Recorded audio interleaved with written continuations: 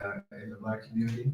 I work extensively with Henry and Ali at Straw and Wool, as well as Archer Exchange and AfroSoul Marketplace. So anytime you guys want to get in tune with some Black businesses, by all means, hit me up. Appreciate you, Fresh. I'm going to ask you a question I had all the fellas answer. So while we're still waiting for people to gather, I'll let you answer. Fresh, why do you love Black women? I love Black women because everything that they do that is so amazing is really just like effortless, right? Everything that everybody is so amazed by when it comes to Black women is things that they do effortlessly. You know, the way that they walk, the way that they talk, the way that they can, cut other people that would try to offend family, the way that they protect. It's just very, very natural. So everything that's natural about Black women is what I love about them. Thank you, sir. Watch out. I broke it.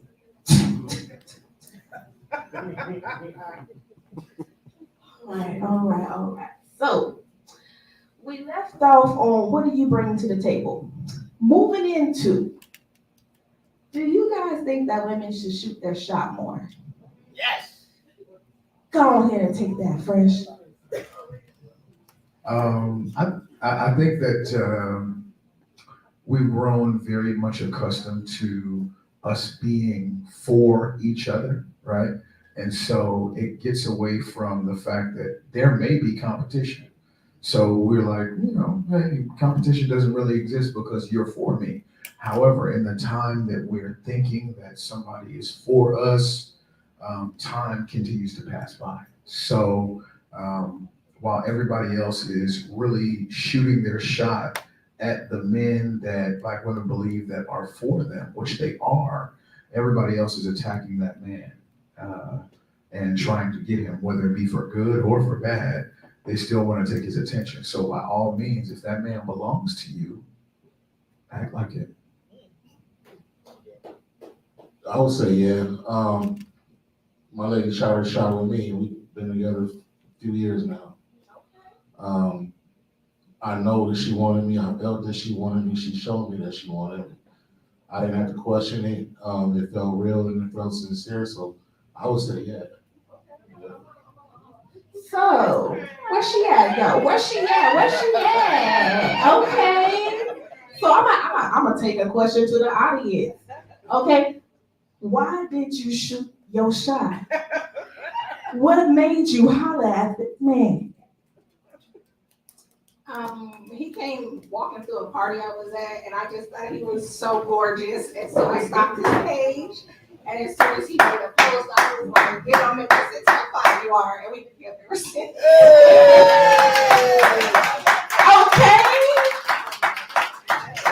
That's all it takes. It don't make no sense how fine you is. That's gonna bag y'all every time. That's what's gonna get y'all.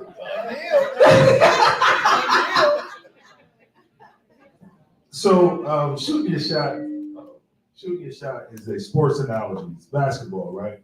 And so I think a lot of the times when people talk about shooting your shot, there's another element of basketball that's just as important as shooting the shot, and it's setting up the assist, right? And so, right, exactly. So when it comes to rejection, I know a lot of women, not speak for all, but some women are very adverse to like rejection because like if you put yourself out there in a vulnerable space, right, and a man is not, receptive with that, it's gonna hurt you. It's gonna hurt your ego. It's gonna hurt your pride, whatever. But we deal with that as men on a day-to-day basis when it comes to talking to women, right? So the thing is, it's not just like shooting your shot, but you can set the assist. Let me talk about that for a second, all right? Setting the assist is putting a man in a position where it's easier for him to shoot his shot with you, right? So, for example, if we're at a bar and I'm sitting down and you're across the bar, eye contact is very important. I mean, wink at me. That's an assist, right? Right? Give me a nod that it's okay to approach you, because a lot of times the reason why men won't shoot their shot is because they feel like it's not okay to approach you, right? Like you don't want to be bothered, or you're going to shoot us down, or whatever the case may be. So sometimes it's just as simple as setting assist. You can start a conversation without saying, "Hey, I'm digging you," whatever the case may be. Hey, you might say, "Nice shirt," and that's the conversation starter. It's the icebreaker, right? And so set the assist by breaking the ice. That's just as well as shooting your shot. I think women should shoot their shot in every situation because I said earlier, the biggest thing, we never know how y'all truly feel. So I think when a woman shoots her shot, it says if she can take that rejection and that vulnerability, that shows that you can be led. Because I'm gonna have to tell your ass no a lot. And that's one thing that women know in dealing with a man. A man that's gonna have to tell your ass no a lot. It might be where we eat at. So if you can take rejection and show that, okay, I can be vulnerable. Okay, I ain't your type. Then in our relationship, if I have to tell you no or reject you, I know you can take that too. And also lets me know you're assertive and you have confidence in yourself. So I definitely suggest that women shoot their shot. Like the brother said, we don't have to agree with everything. I disagree with the assist situation because a lot of times when women say all the time, you should know, read my mind. I shouldn't have to tell you. So in my experience, women that have to shoot a guy assist, she don't like him. I mean, that's just my experience. So I think you should always shoot your shot. So what if you get told no? That let that man know you can be vulnerable. What about wanting to be like traditional? Like, but then again, after a while, I'm like, should I might as well start too much?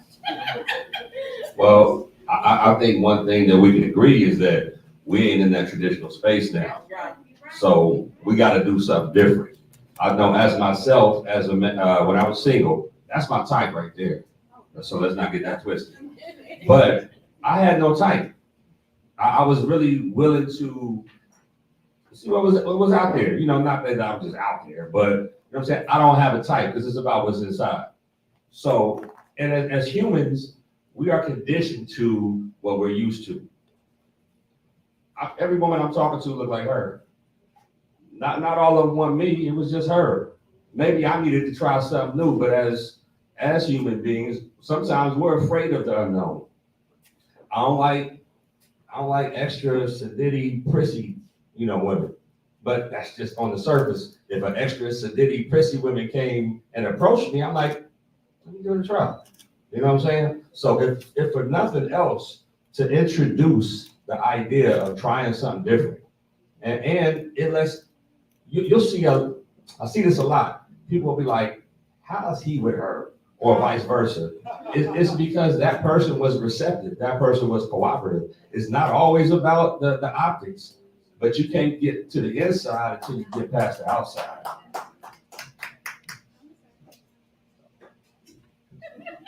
Let's get back to this tradition thing, right? Traditionally, if a woman saw a man that she thought that was fine, she would still throw the assist. That means a color that this man likes, or a dish that he likes to eat, something of that nature, she would prepare, or she would just be in his presence. Or even if you're just having non-verbal conversation, she will open her body in order for him to come and have conversation. So traditionally, you're still gonna make a move that makes it okay for us to say something to you. So we get caught up in this idea that tradition means I'm supposed to chase you like a lion and you never see me coming. That's bullshit. You see me coming before I see you. So let me know that you want me to holler, and I will do in turn. Okay. So for women who are not used to shooting shots, like what's like, I mean, she gave us an example. You just too fine.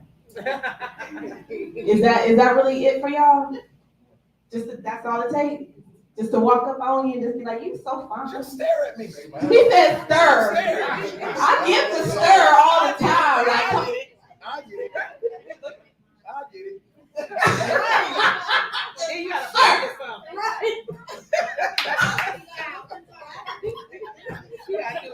I'll figure it out. This is the thing.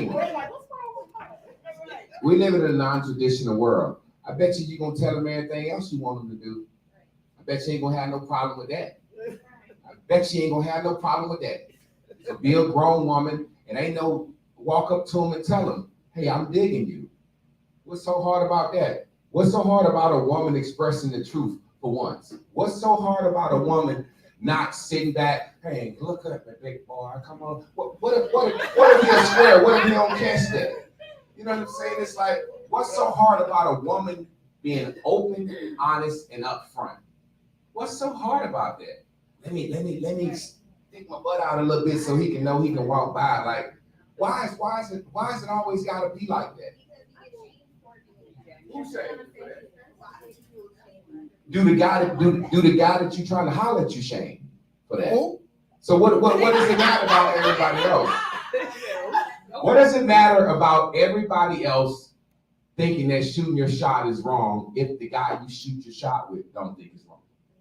What are we so concerned about everybody else for? So I'd like to have a conversation with you about the shame. Where does it come from?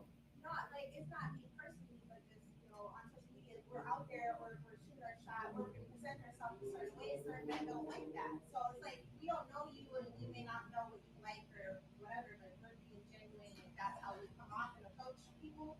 Some guys don't like that, or you just get ashamed of. And that's like a big topic of how you're presenting yourself in front of men. just to interject some female opinion, that's our filter though. If I shoot my shot with you and it makes you uncomfortable, you wasn't the man for me no way. It was, you know what I mean? Like, okay, we done skipped the whole 6-month process for me to figure this out. And I done asserted myself, shot my shot, let you know I was interested and you were intimidated and you weren't the type of man that I needed in my life, no way. Period. Well, I mean, so trying to use emotional intelligence here. I'm trying to tap into that a little bit more in my life. So to Javon's point, the man that matters to you, that should be the most important thing.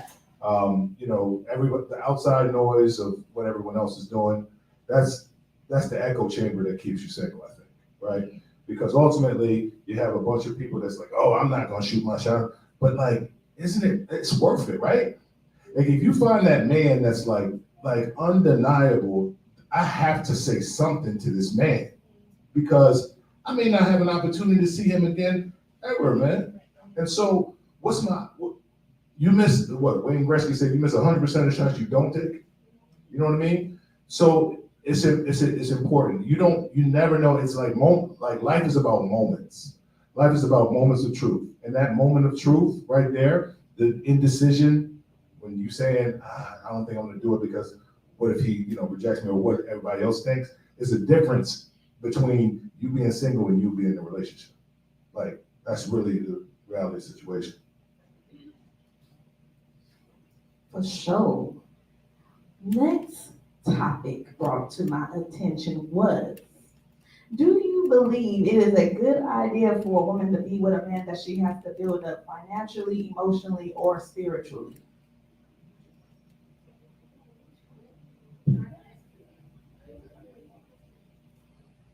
Why is that a question? If you want something that is already perfect, what's the chances that he won't shoot? What does he need you for? Y'all, I'm not gonna say y'all, I'm just saying in general, this the spirit of this question. I'm not gonna say y'all because it's not y'all. I know I'm not talking about y'all. It's everybody else outside this room. The spirit of that question is looking for reasons why that man is not worthy.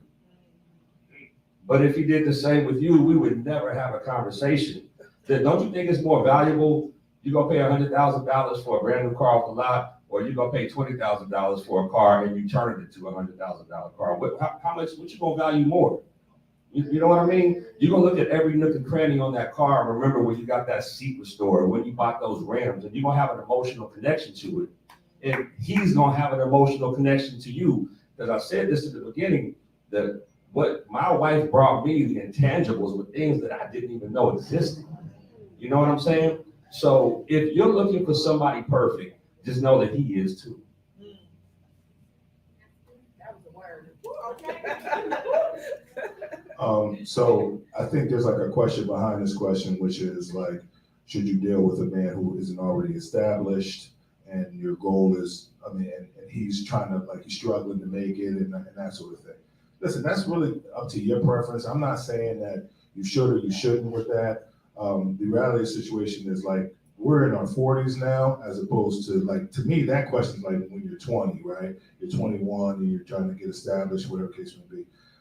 I mean, I'm at a space right now for the last 20 years I've been employed in corporate America, whatever the case may be. So I'm not in that space where you need to build me up, but here's where I am currently right now, and I'd like to go here. Is there any opportunity for you to help me get to that next level, right? So we're not even just talking about like building a man from scratch. Take me where I'm at right now. If you're seeing there's areas that I'm lacking in my life that I'm like have oversight, that's where you come into play, right? That's the helpmate situation. And like, I can do it. I can also do it myself. I can get self-help classes, read books and that sort of thing. But there's nothing like a good partnership with a woman who's got your back and just say, hey, babe, you didn't look in this area. You should do this. You should do X, Y, and Z. Maybe, think about that. And so, like, we share a bed together. We share our world together. Like, I'm probably the most vulnerable with you that I'm with my boys or anything like that. Like, you got to be able to be willing to give me that kind of feedback. You got to be willing to see where I'm at right now and improve where our situation is, because that, to me, is love. I think that's social media talk again. That's coming from a place of a woman who has been with low-life men that she had to take care and build up. And she's saying, hey, the situation is so desperate. Should I do that shit again? That's what that is. Ain't nobody stupid. When a woman like a man, she don't care what he has or don't has. When a man like a woman, he don't care. What y'all think our grandparents in them did? Oh, he ain't got a 1 acre lake. Come on, we cut this shit. These are made up questions. It's like a man saying, do you think a man should pay for a woman to get her hair done? Oh, you done paid for some hair to get done and ain't getting no pussy, honey, huh? That's why you asking that. Why is you worried? Why is you asking the whole world, should a man pay for a woman to get her hair? You done got burnt too many times paying for a woman's hair. That's what that. So that whole should a man build a woman up spiritually, mentally, that's just a woman that dealt with a low-life man. And I've heard women say this deep down. A lot of times when a woman don't want to listen to a man, they kind of like to have a build-a-bear guy. You ain't got to listen to him because he can drive your car. And you know how it is. You ain't listening to nobody you building up. So look into your soul. Ain't nobody really worried about that. That's a social media question. Any other input? I mean, you really have to ask yourself, like, what is the purpose? Like, if you're gonna be with somebody, don't you want to work with them on something to get to a higher level? If they're already done, then naturally you'll be bored. And Lord knows men do not want to be around women that are bored, because women that are bored move the fuck on. So yeah, no, you want to be able to be with somebody that you can build with and move up with. Somebody that's perfect is probably going to be either looking for somebody that is perfect or sifting through you as if you are, easily disposable. Can I rephrase that question? That question is really saying, should you be with a man who ain't got no job and no car? Because if you meet a man and he got a job, a car, in his own place, what do you really have to build up about it? He adult paying his bills just like you. So that's really saying, I'm tired of messing with guys that don't got nothing that I got to take care of. Rephrase that question. Why are you fucking with them anyway? I mean, but hold on, there's men out here who may be financially stable and materialistically they're mature in life, but emotionally and spiritually they are not. So that, you know what I mean, like, what? Y'all are stable emotionally and spiritually? We're on the question right now. We building each other up in there. We're on the question right now, and you was talking about a brother not having a car or a job, but I'm saying that there are men who are, you know what I mean, thriving in their careers, and they just emotionally they're lacking, spiritually they're lacking, and a woman may feel like, oh, I have to heal him, I have to save him, I have to build him up.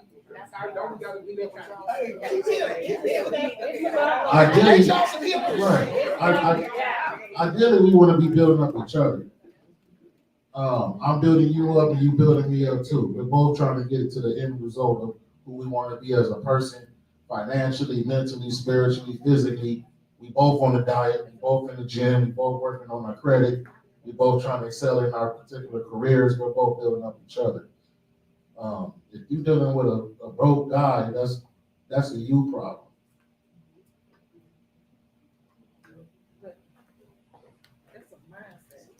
And I think the real question is, do you have it in you in order to make that happen? Because you can say he can be so much more, but you don't have the skill set. You don't have the emotional intelligence or cooperation within you to get him where you know he can be. So that's really the question. Any broke dude on the street, these people that we keep going back to that ain't got no cars, that's dusty and all that, a lot of them turn into somebody. But somebody had it within them to give it to him. So anything is possible with anybody. The real question is, do you have it in you?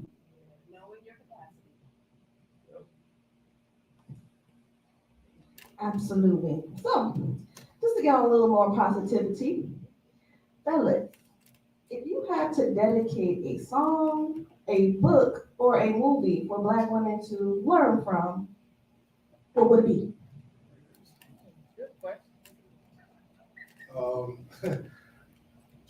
Funny you should ask that question. I'm finishing up a book right now called The Power of Now. Has anybody read it? Yes. All right, good. Because a lot of the challenges that we have in life right now have a lot to do with trauma, have a lot to do with pain bodies, and the fact that we're not present in the moment. We either have anxiety for the future or like we're upset about what happened in the past. And so there's like a middle ground that we're in, because the reality situation around The Power of Now is that there was never a time where it wasn't now that something happened to you, right?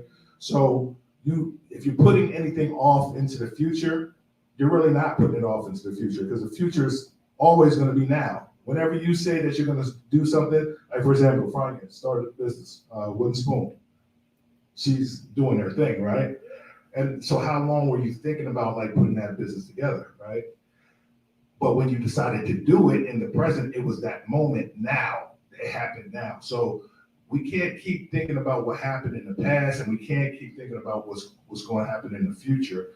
We got to say every moment is important. The second that I'm in right now is the most important moment right now. So when I'm trying to shoot that shot, Miss Ma'am, it's about right now. It's not about, what happened in the past, the things that you experienced in rejection, or what if he doesn't do that, what's going to happen in the future. It's about what you're making a decision to do in this very moment that's going to change your life for the better. And that's why I love that book. I dedicate The Power of Now to all of you in the audience. I would just say, look at pop culture, all TV shows, and just go back to Good Times, 227. This is to my sisters. The regular woman is always married, and the pretty woman who dresses good and beautiful will only got the boutique. Oh, I had a hot date last night. What Florida said? What, you almost caught DD, didn't you? It's always that. Sonya. Every TV show you watch here, I just want y'all to see. Art imitates life. The regular woman always is married, and her pretty, sexy best friend is always from man to man on every TV show you ever seen. So just look at life. That's what I would tell you. Look around. Next.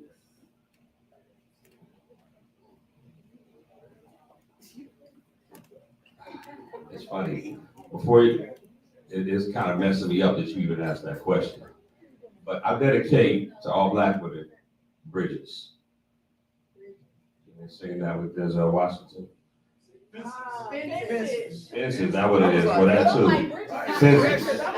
Fences. I thought I dropped the bar. I dropped the wrong bar. I dropped the board. Fences. Y'all know what I mean. Y'all know what's my, y'all know my heart. Fences. It's about forgiveness and rebuilding the relationship. Getting past benches. I thought this was about love, man. I don't feel the love right now. Okay, well, you know what I mean. Business. Oh, you gotta explain. Right. That's what you gotta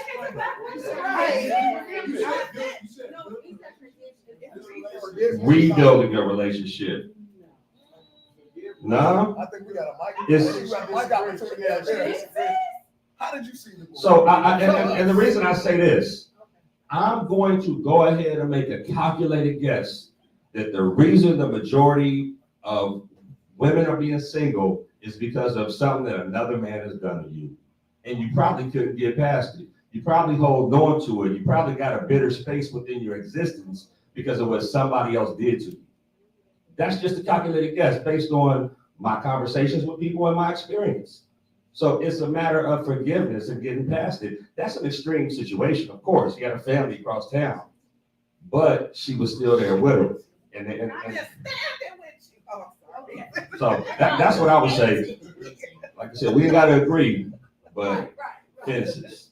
That's a movie, right? It may be a bit of an awkward selection, but The Way of the Superior Man, I would definitely suggest and dedicate.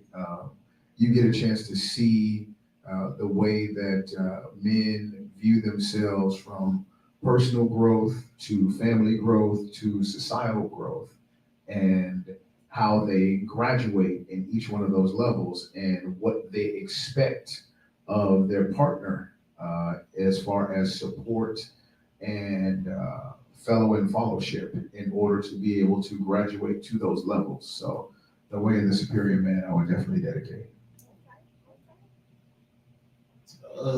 It's probably The Art of Not Giving a Fuck. The Art of Not Giving a Fuck. Because if it's disrupting my peace, fucking with my finances, fucking with my children, I really don't give a fuck about it. And there's more important stuff to be worried about and focused on. So The Art of Not Giving a Fuck. Keep that. Respect. Couple of songs that came to mind for me was India Ari, Get It Together. That song was on repeat in my life for I don't know how long. It was just I'm one of those, like, music is therapy to me. Yes. Right? And then Lion Babe, It's Okay. Yes. Lion Babe, It's Okay. Yeah. 2020, that album, that whole album was just on repeat. Like, Spotify can tell you how many listens I gave. But those are, I'm very big on music as ministry. So just take some listens to that, y'all. All right. We got one more question before break. Time for the audience to ask questions. After break. I'm ready for that. Okay. You in the back. Let's do one of the questions that came in, dear Black men, before we go to break. After this, we'll take a little break and do the raffle. All right. Dear Black men, why are successful women seen as a threat? They're not. They're so not seen as a threat. This is what people have to understand. In our society, there has always been a portion of women that didn't have husbands. Back in the day, a successful woman, school teacher, nurse, social worker, these women were the women that were the Sunday school teachers in our communities. And we knew them as single, successful women, boss chicks back in the day. They just didn't have babies back in the day. They didn't do that. So those women didn't have any reason to have any animosity toward men. She was sleeping with the pastor or the deacon, and everybody in the town knew it. But Miss Such and Such, she was successful. So the thing is, it's not that men are intimidated by successful women. The time that you would find a man, you're chasing your success. So say, for example, if from 20 to 30, you're your finest, you're your most fertile, you're working on your PhD and your master's, now you're 30. Now, man, it's not like a man don't want a successful woman. It's just that you've lost some of your sexual value working on your PhD. We're not intimidated by successful women because let's be real. Women outnumber men in college degrees, but they're what I call glorified mammy positions. I was a glorified mammy. I was a school teacher. That's a glorified mammy. A nurse, a social worker, a court counselor. These aren't positions of hundreds of $50,000, $60,000 a year. These are regular jobs. Women are making $50,000, $60,000, $70,000 a year. Men aren't intimidated by successful women. Successful women have something going on about them that make them not approachable about men, which in turns make them think we're intimidated. Of course, if you're gonna say, I'm successful, I got a degree in the house, men should want me, they must be scared of me. Ain't nobody's, you want a woman that's successful.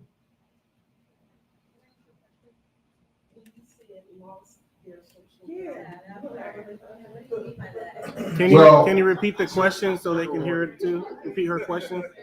She said that when I mean lost some of your sexual value, can I repeat that? Okay. I know sisters like to say the older I get, the wetter and gooder that thing get, but scientifically estrogen levels drop. So that's just talk.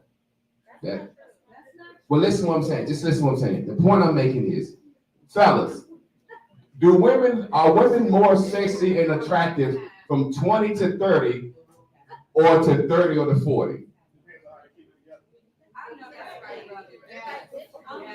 When I say your sexual value, that means your fertility as well. Well, that's what I mean, sexual market value, how attractive you are, how fit you keep yourself, how fertile you are. I'm just being honest. The times that women, most other races marry between 20 and 30 while our sisters are chasing their PhD. Most women are married at that age. That's all I'm saying. So it's not like you're not wanted. It's just that those years where most women are getting married in their 19s, 20s, 21, 22, 23, our sisters are in grad school with their head in a book. That's what happens. That's what I'm saying. And also, men ain't ready at that time. So by the time y'all get y'all PhD at 32 and y'all ready, the man just realizing he getting his first damn car. We get our shit together later than y'all. So now that y'all 32 with a PhD in your own home, you're trying to get a man that's 32 your own age, he ain't got shit yet. So that's what it means. It's just the timing of it. It ain't a bad thing, sister. Did you want to?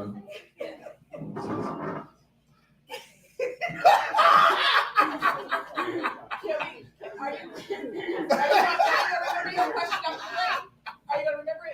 I'll remember it. Because after the break, we're gonna get to the audience show. Right. That's the portion where we get to, okay?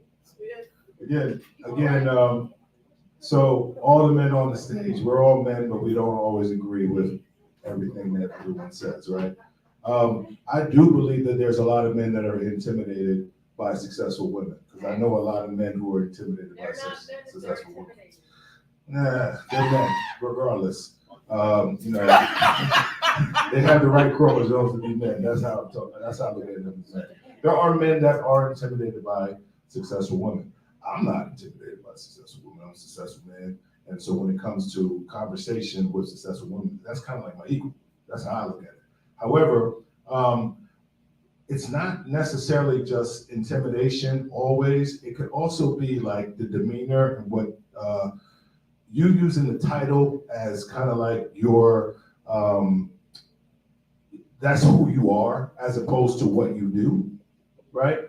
Because if you are like someone who is successful, like a doctor, or lawyer, or whatever you are, entrepreneur and making good money, whatever the case may be, yeah, that's what you do. But as far as like the interaction between you and I, when you come home, you're not a doctor, you're my wife, right? When you come home, you're not a lawyer, you're my girlfriend. And so, you know, I don't like to do the thing where we're competing against one another in the marketplace because of jobs, right? That's the title. It's more about like internally, what's going on, like what do you think? What's your thought process outside of what you do, right? Take that off when you come home, because we don't really want to like deal in that, right? We want to be able to support you for what you do, but also just like we want to have fun outside of that. So doesn't always have to be all serious all the time. It can be, like in unison. We can be in unison with those things. So it's not about, like I said, it's not just about intimidation more than it's about like your demeanor. Do you come across as like a pompous, arrogant person, right? I think a lot of times, some of the things that women may not like about successful men, they become when they're successful in front of men, right? And so it's so funny. It's kind of like the pot calling the kettle sometimes, right? Like if you're gonna like be throwing your money at everything and saying, "Oh, don't worry about it because I got this and I do that," and whatever the case may be, that's an ego-driven conversation. And the same thing you don't like about men with ego is the same thing that men won't like about you with ego. And I think that's where it comes from. Oh, shit, not everybody. So again, the spirit of the question, it wasn't intimidation, but it was a threat. I hear that a lot, but my question to that may not be able to be answered right now is a threat to what? Is it a threat to our longevity? Is it a threat to us having a family together? A threat to what? Ego? Why they always getting hurt? What? A threat to your ego. Whose ego are they going to hurt because they're not with anyone? I said, why are women, if women saying that men are threatened by successful women, why do successful women have so many horror stories of men hurting and using them? They must not be intimidated and threatened by you if they use you for always using you and trying to get over. It makes sense when you think about it, don't it? It's a made up social media. So yeah, it's a social media. Like I still don't understand the question because I don't know what is a threat to. You can only be a threat if you're in my proximity. But according to the logic of the question, you're not in my proximity. And the reason being is because I'm threatened by you. Okay. Can anybody answer that? If men are so threatened by successful women, why do successful women have so many horror stories of men approaching them, tricking them, and using them for what they have? That's the question. So if I'm threatened by a successful woman, I would be afraid to approach her and gain her and use her and take her for what she got. But every woman that's successful always say, every man I meet always taking my stuff and using me. So somebody tell them the damn lie somewhere. Somebody lying. As y'all sisters say, the math ain't mathing. How can you be a successful woman?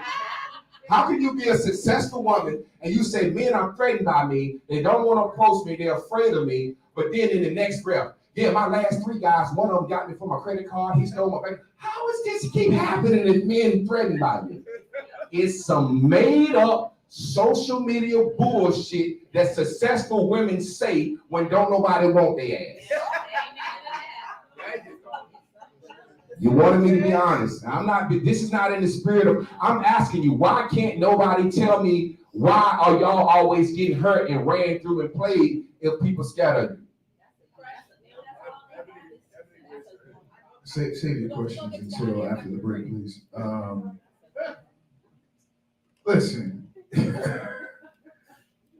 intimidation. I think the real intimidation comes from if you are successful and you got everything going, if somebody does come into your life that has system, order, and structure, it is a threat to what you already have going. That means you're gonna have to get on somebody else's program, and the program that you got going will be disrupted, or you will have to work into somebody else's thinking. Because if you meet the kind of dude that you want to be with, you will get on his program.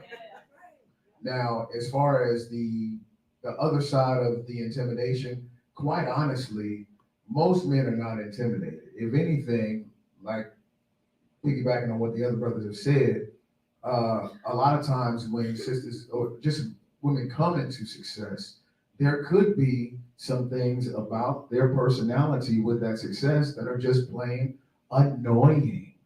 And so we don't want to deal with it. It doesn't matter whether you're successful or broke. If you are graceful, a man will take you. Yeah, I agree. Intimidation, I kind of don't like that word. That means fear. So I'm not fearful of a woman that's successful. I would want a woman that's successful. Ideally, a lot of women are successful. They have a pompous, arrogant attitude, and they're annoying. A lot of guys don't even want to be around them other than, when it's time to smash. And then after that, go have your successful career. And they ain't got time for no man. They really just want a little man from Friday night to brunch Sunday. Girl, I got this to do, that to do. I ain't got time for no man. I just want a weekend man with all this success. So let's stop these lies. On that note, we're gonna take a break right now. Pay attention to your tickets. I'm gonna be doing raffles while we're on this break, so get your drinks. Still got $5 plates going on. And yeah, be ready for your questions when we come back.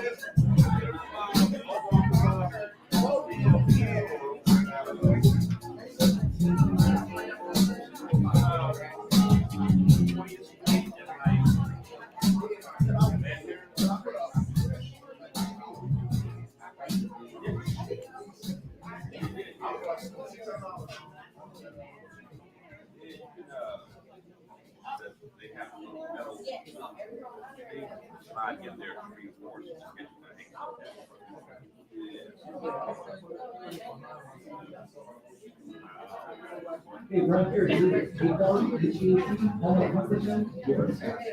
Just, you want to copy the and after copying the quality of what you I'm offering the best home service guarantee. You look your invitation up, guarantee the best service you ever had. You look at what quality,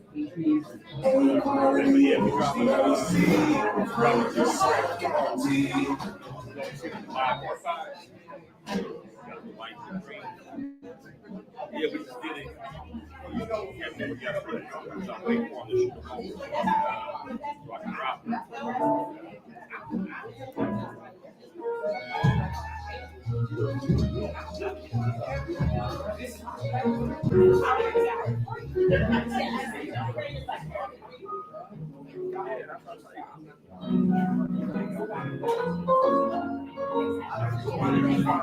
over there brewing and stewing.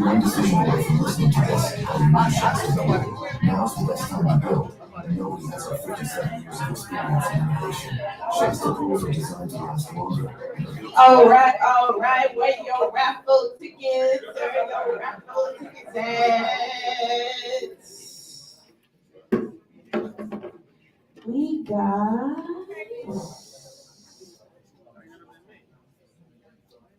146 6511. Oh, Thurston. All right, we got some raffles over here. Would you like to pick one? I also have a Dear Black Man shirt. Would you like a Dear Black Man shirt? Okay. The bag, just not these ones. Just not these ones, but you're more than welcome to pick one of these. Yeah. And more, you're more than likely gonna give this to a woman anyway. Oh, actually, you know what? This one is not. Yeah. Go ahead and take that one. All right. Now, what's it?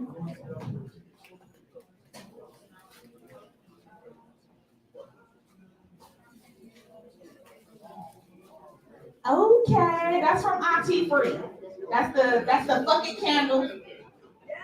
Yes, the fucking candle and some earrings. Yeah. You gonna re-gift it. I already know. Yeah. Oh, you gonna use the fucking candle? Yeah. Fuck. Oh.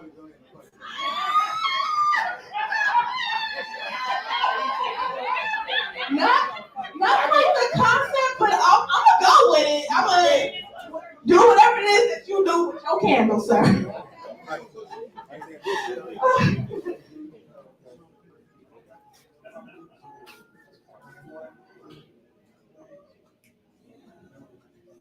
All right. I have to also give a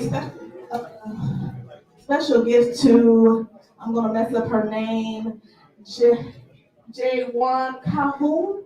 Jawan Calhoun. Hey, hello. I'm giving this gift to you because you were the first person to purchase a ticket.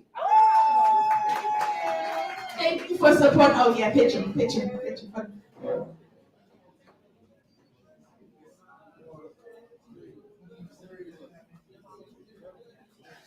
Thank you for supporting me. All right, next raffle.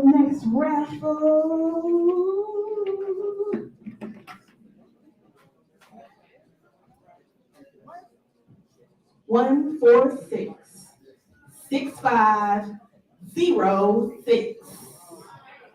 6506. 4547. Hey, the one who shot her shot. Winning. She's just winning on all levels of life right now. Okay, get it, sis. Yes. Pick one of these.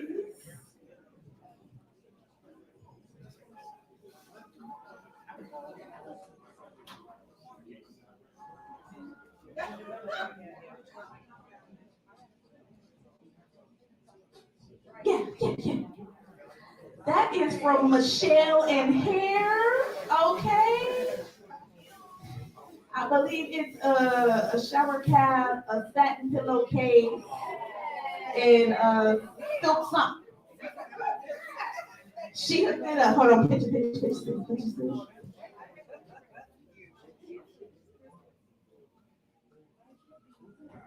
Yes, shout out to Michelle and Hair for supporting me. She's giving away some good stuff, y'all. Next raffle.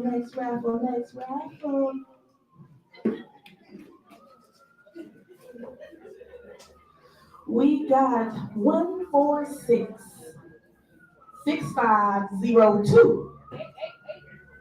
Hey, what up?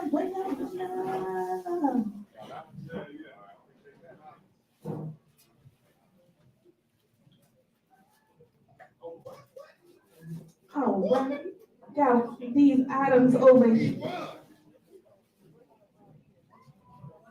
Those are shoes. Those are shoes. I mean, you can try them on, because the size ain't true. Try it on. Try them. We can do Cinderella right now. If they fit, it is for you. They are cute. Okay, I mean, you might, you know,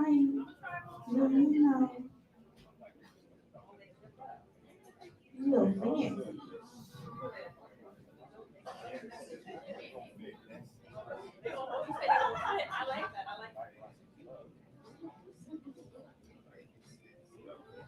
Oh, man. Yeah, them is cute. Them is cute.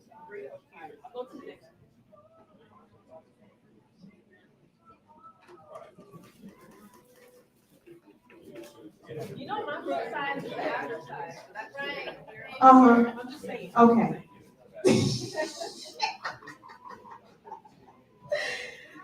All right. It's a fucking candle right there. I think there's some, might be, no, I'll put it in another bag, but that's a fucking candle. You are welcome.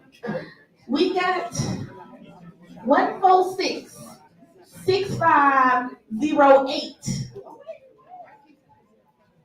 I know, right? 146 6508. 08. Winner. Yes, gotcha. Pick one of these over here. Got these, you know. That's a nice journal right there. Okay, she gonna take the journal. Yes, ma'am. Yes, winner. I'm big on journals, y'all, so I always give journals. I love it.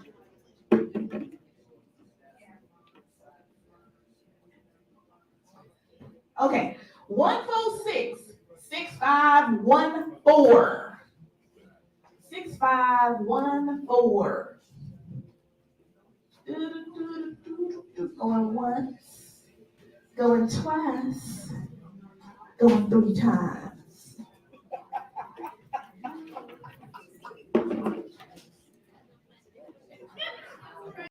All right, we got 6513. 6513, there you go. Woo! What up?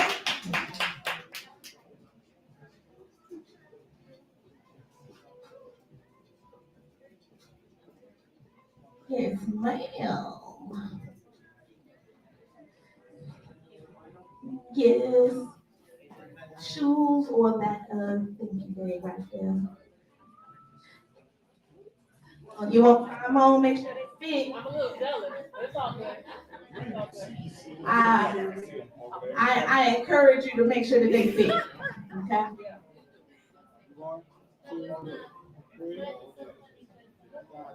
Thank you. All right.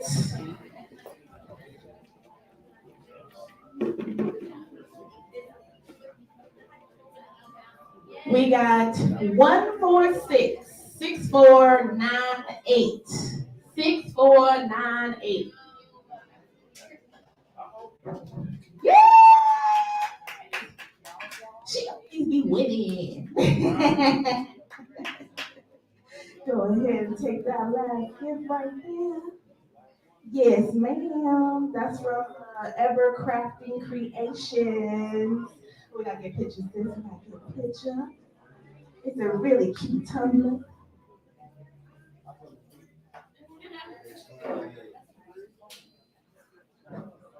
All right. Okay, y'all. Unless we got some people who would like some t-shirts, I might just give them out to the fellas that's here, just to show my appreciation. So let's start getting back to our seats, because we have some people who are heavily anticipating their questions.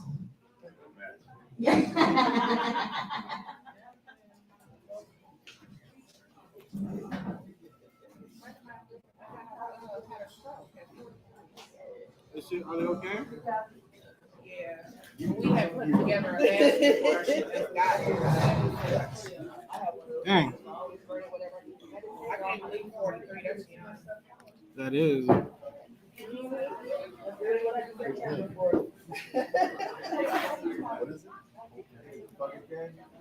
That's meditation and everything that goes with it. Oh, okay. Like, fuck shit. But listen, it works wonders.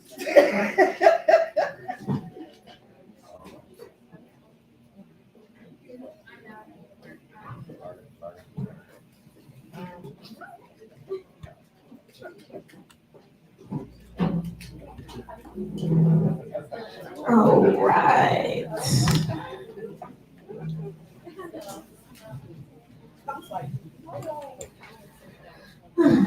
Well, I had some other plans, but it's been a lot of people who want to have something to say.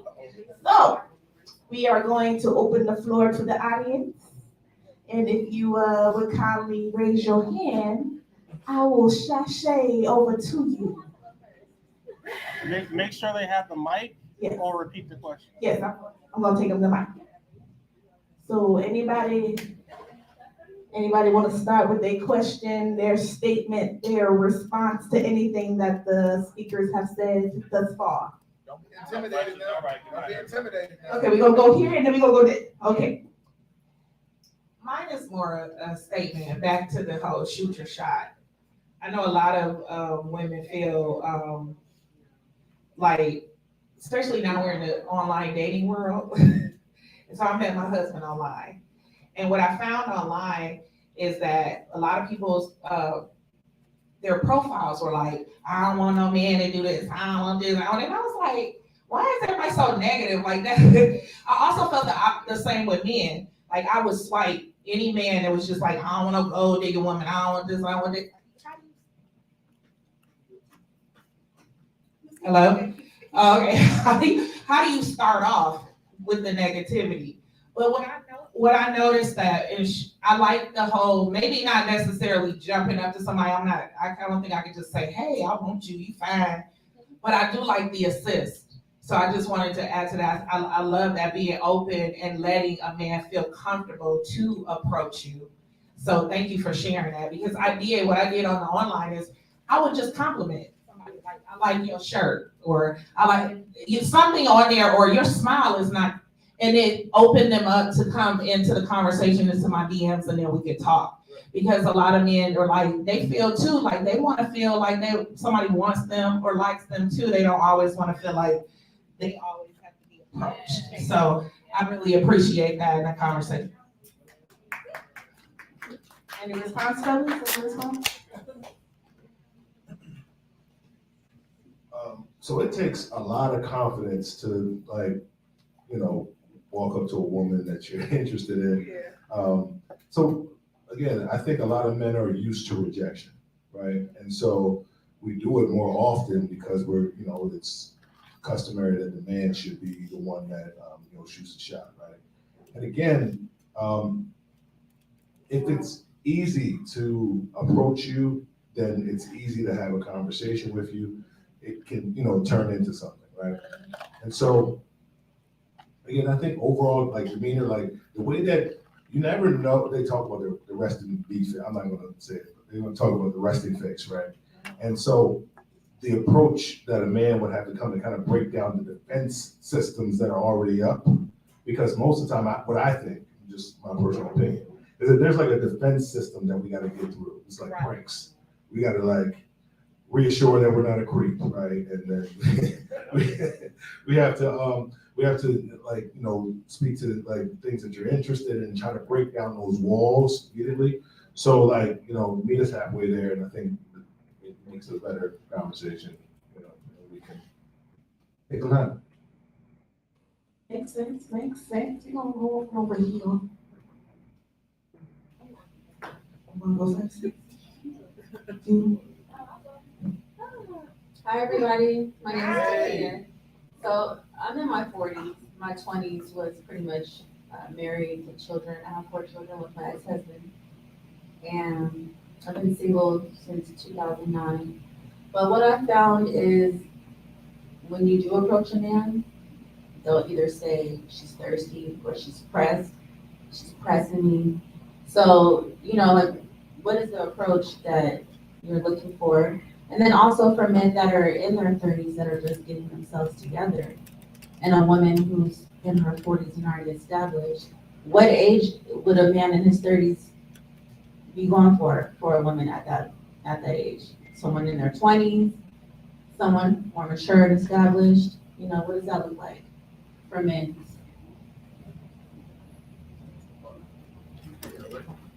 I want to take that. Okay, so the first part was how to shoot your shot. About them being thirsty and things like that. Who gives a fuck? Who cares? If somebody is, let's just keep it real. Like the gentleman said, it takes a lot of confidence to approach somebody. So if somebody is not, empathetic enough or appreciative enough to be thankful for that kind of attention, fuck them. Because quite honestly, people should really be, appreciative of the fact that you thought enough to go out of your way to say something. And that's men and women alike, right? So the least that somebody could do is be graceful in return to your approach, even if they're not interested.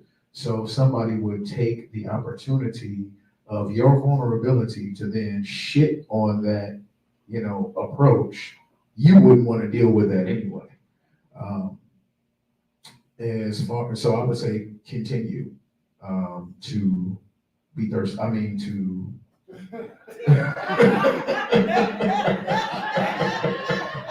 Continue to shoot your shot. And it could be as simple as being open in the comments or liking a bunch of pictures. Doesn't matter. It's just enough to open up the door. But as far as the dating thing and what men in their 30s are probably looking for, more than likely, if they have an established family, they're looking to establish family, right? If they already have established family, then they're probably looking for a competent partner that will, bring peace. Somebody that can help them build, but not be annoying. And I'm pretty sure, if you're elaborate, wait, she's that whole gonna judge me elaborate. You keep saying be annoying. Yes. What are these examples of women being annoying? What could be annoying is trying to compete with me. We are partners. So, in all honesty, what is the goal? Do you have your own particular goal that you're trying to get to, and I may be in the way, and that's why you're competing with me? In that case, get the fuck out. But we should be together on this. So competition would be annoying. Having low-level contempt for me, because maybe, I would like you to do for me in the same way that I would like to do for you, but maybe something in your past, has made you not want to do that for the next person. I don't deserve that kind of treatment. So I would say, the low-level contempt, that could be annoying, or just back to the intimidation because of success factor. I don't care about what you make. I don't care about your job title. What I care about is what we can do together to impact our community. And if you're really not even on that part of the page, we shouldn't be together. So. I want to answer a question about the age. What I said earlier about age, and the sister asked me the question, it goes back to this. Women are 10 years mature than men. Life matures y'all faster than us. Do y'all agree with that? Yeah. Okay, you don't agree with it, so we talking to the women that do agree. We ain't talking to your ass. Now, the reason I say women mature faster than men, because you do scientifically. So you don't have to agree with it, but scientifically, you mature faster than men. A lot of times, men can be free willy-nilly in our 20s. Sometimes sisters have a baby early, and then mature them and grow them up. So by the time they hit 30, they mature now, they ready for marriage. Well, the man's still fucking off. The man don't mature and finally get his credit and shit together till he get 40. Now that he got his credit and shit together at 40, he ready to go fuck with some young girls because he got some money to blow. Because he been paying child support the last 20 years. Y'all saw it happen. Listen to what I'm saying seriously. Y'all saw it happen with a whole movement of passport brothers. These brothers had children young by women, and they paid child support in their 20s, and now in their 40s, they off child support, they got some extra money to trick off. So what you have to understand is, men, by the time we finally get our shit together, we don't want nobody our age. Same way people don't understand, and I didn't want to offend any sisters. I'm 45 years old. I work out every day. I know I look good, but I can't stroke this thing like I could when I was 20, and I know I can't. I know I can't. How did we finish? What? Stroke With that. I don't know, we wrapped the bow on that. We wrap- We wrapped the bow on that. We didn't wrap Wait. we should have wrapped the bow This is on gonna that. go Damn it.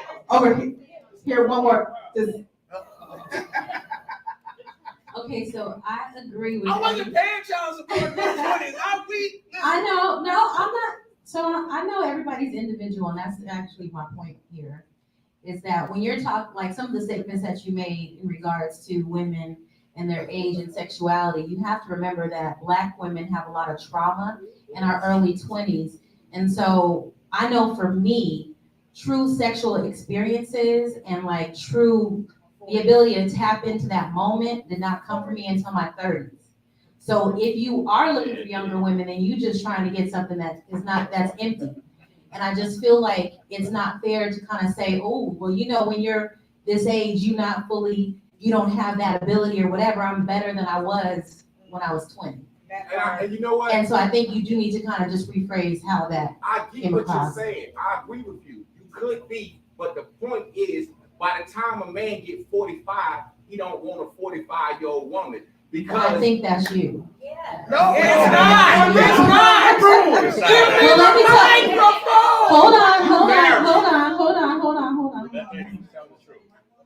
Hold on. I'm just gonna, I don't deal, let me just listen. I don't deal with things based on what the world is saying. I'm gonna go off my own experience right now, right?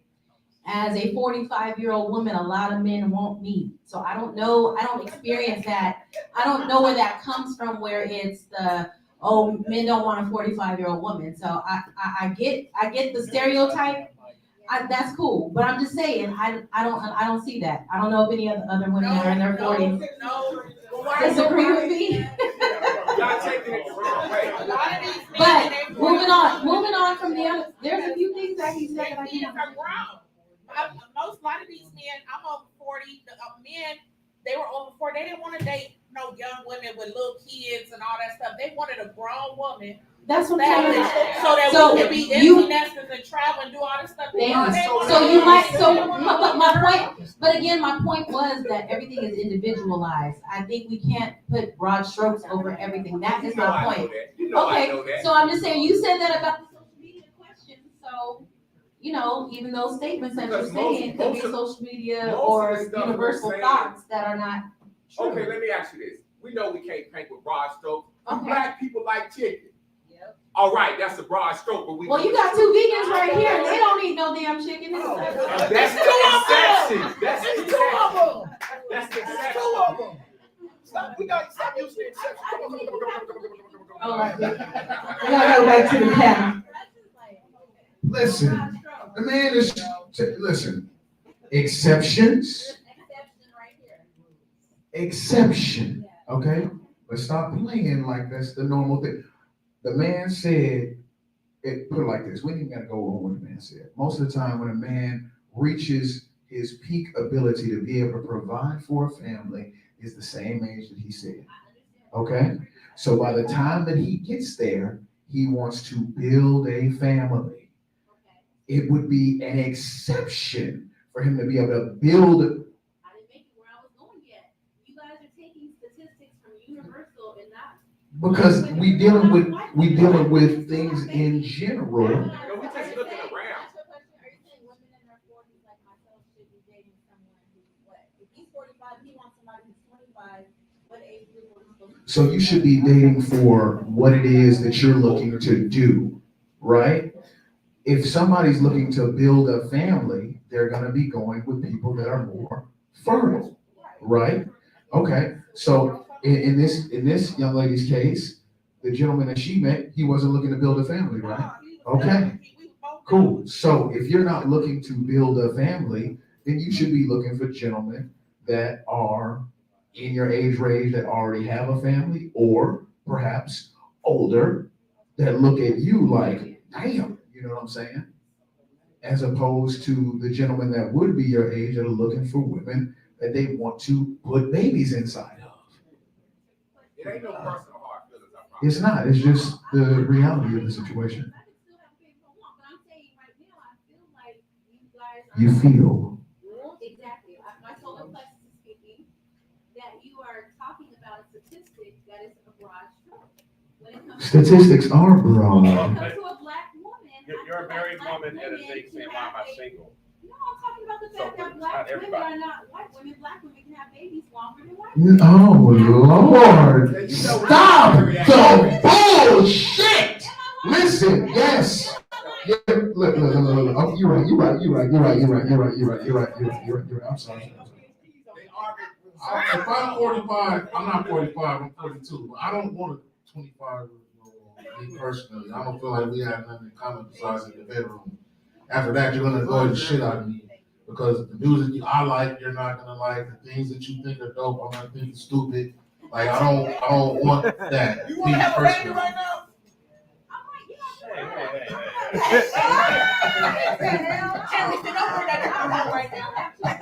Listen. Again, say the statement, and we need to dispel this immediately.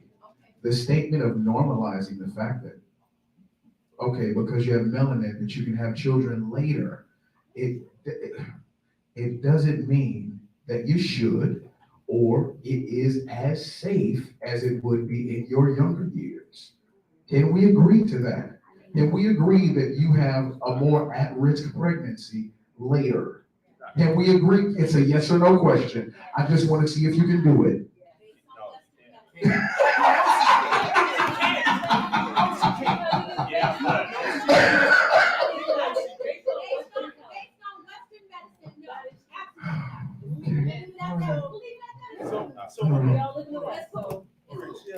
I want to bring this full circle. All right.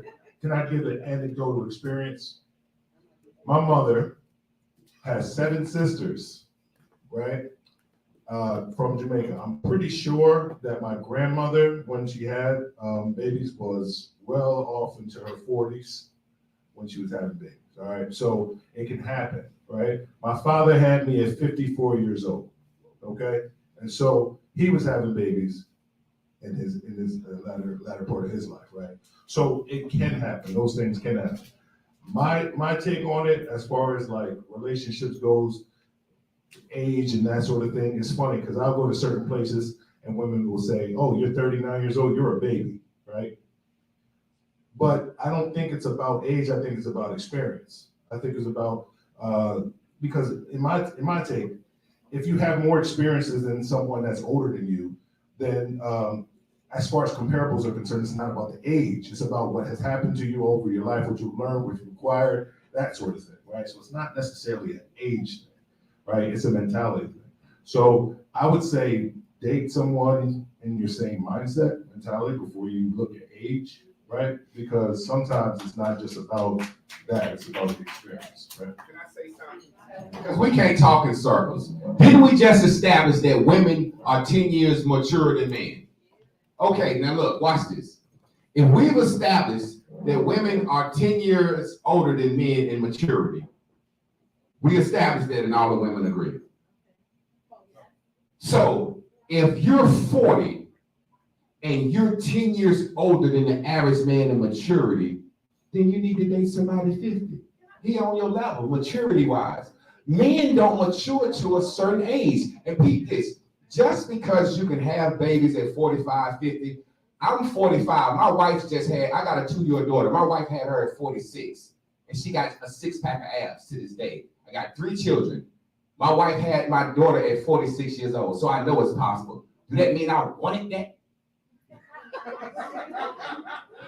Just because you can have babies at 45, 50, do that mean that a man want to go out and look for a 45, 50-year-old woman to have a baby with? So, yeah, I did. No, I didn't. That's what I'm trying to tell you. You said you're 40, right? 45. Yeah. If I wanted a family. But I'm not talking about a family. You already had a family and stuff. Let's say you weren't married.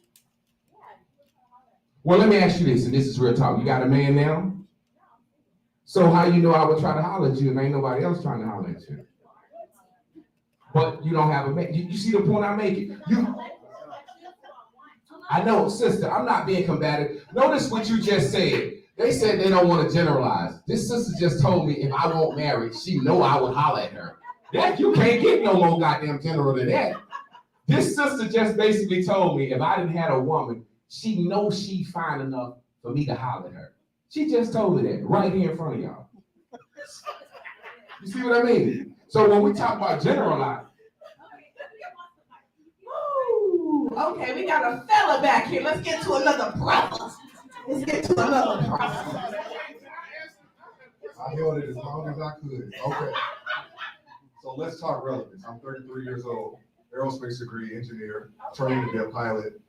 Okay, so now at the point that I'm in my life, right, where it's like I'm not so sure that I want a family because I wasn't doing what people were doing when I was in my 20s, right? I was working, traveling for work, building myself up because I didn't want to be the man that was the baby daddy that came with baggage, that would make a decision difficult for a woman to accept me. Okay? But the issue that I now run into is that there are women all around me that make it difficult for me to decide to be with them, right? Because I never asked for what I can't do for myself, right? So that's number one. So I'm gonna bring relevance because I'm a single man. I'm not a married man. I don't have any children. Okay, so that's relevance. So I dated older women. I'm from the South. I dated older women because of their maturity level, right? It wasn't that I was thinking about a family at that time. So if you would say to your question, and I can answer that question, you're an attractive woman, mid-40s. Right? So if I were to shoot my shot at you, it is for a different experience, right? Because I would not expect you at 45 that I'm gonna start a family with a 40. It might be that, okay, maybe her kids are grown, she's got time, she can travel, she can go. It's relevance, it's where that man is. And just like what my brother said, what are you looking for? Right? So I think that's important. So I think there's something else too, that when I speak about relevance, and I didn't agree with everything I heard, and I don't have to, but dating in 2023 for a 33-year-old successful man in Phoenix, Arizona, it is not that easy. Okay, so yeah, there are some things that actually do go on in dating, that you might not think go on, but it does, right? Right, there's real conversations that I think we as Black people really have to have instead of beating around the bush, right? So if I ask this question, what men in general, what is the first thing that a man looks for? What is the first thing that a man looks for? We go for what is attracted to us. Women do the same thing, and so to the point that my brother here was making, his wife being in her 40s, fit, even with children, what is the likelihood of us finding that in our community? Because I go to the gym 4 or 5 times a week, and my sisters are not there, and that hurts not to see. I'm not, and it's not. I don't go to every gym, But I've lived on the west side, right? I've lived on the east side, right? I've been several places, but when I go into these places, there are always more brothers than there are sisters. So are my sisters more busy than any other race of people out there who are working every day? I wouldn't necessarily say so. So let's say that. And I'm not saying that there is one particular look that you have to be. Sometimes we have to accept who we can attract, right? So there are men that like heavier women. I'm 185 pounds, so I go for something different, right? But with that, what is she now coming with? It's very difficult for me to find a single attractive woman that I like at 33 who mentally meets me where I'm at, right? The Cosby image doesn't exist anymore. What our grandparents did, that I am who I am today because of that show, because that's what I wanted to be, but it's so hard. So I think we should stop and think about our environment. Why are women single? Well, are you appealing to a man do you look like who you want to attract? Like that, I'm surprised that didn't come up. Can we talk about that? That is the real question. No, we can't talk about that. Well, Y'all should talk about it. So, my question to you, brother, you're saying that it is hard for you to find a woman who is mentally on your level, visually appealing to you. And what is the other factor that is missing? And of course, I would prefer that a woman not have children if she's going to be around my age, right? I would prefer that, but I get that I'm 33 and people have lived. So let me ask the question back. Yes. To you. Is what would be your advice for some man in my situation, knowing the environment that we live in, how to navigate and date in today's time, bringing the attributes that I listed? I got direct experience. Direct experience. All right, we gonna go to another brother in the room. You have the answer? Okay. Here. I think all of this goes back to what we're talking about is preference. I am an individual. I get to decide what the hell I want, who I want to sleep with, who I want to be with, who I want to deal with, who I want to spend time with, who I don't. We all get those choices. Anything outside of my body or my brain is noise, and you need to shut that shit down.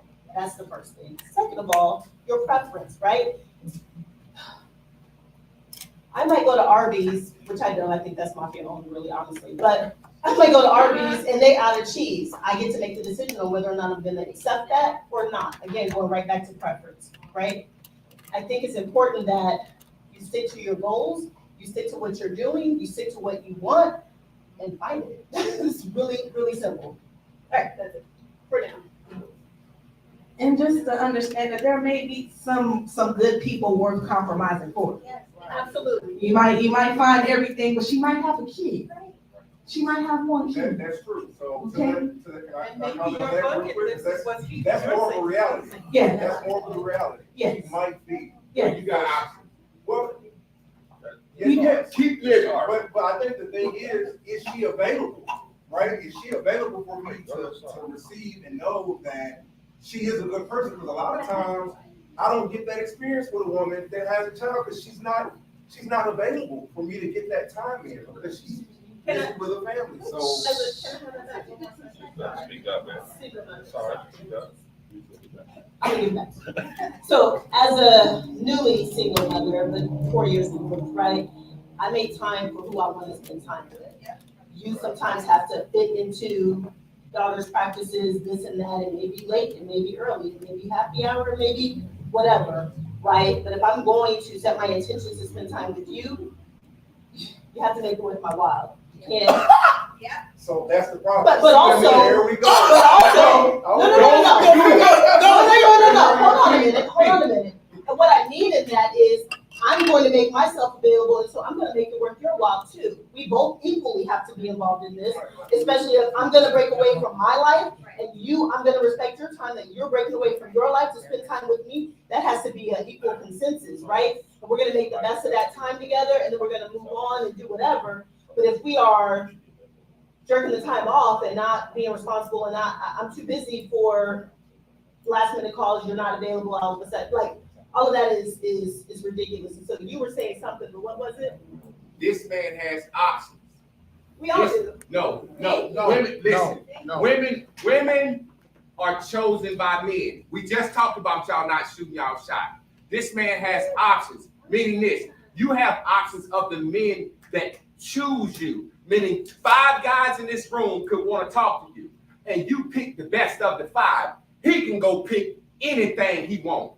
It's a big difference. I beg to differ. No, sister, listen to what I'm saying. I beg to differ. I hear you.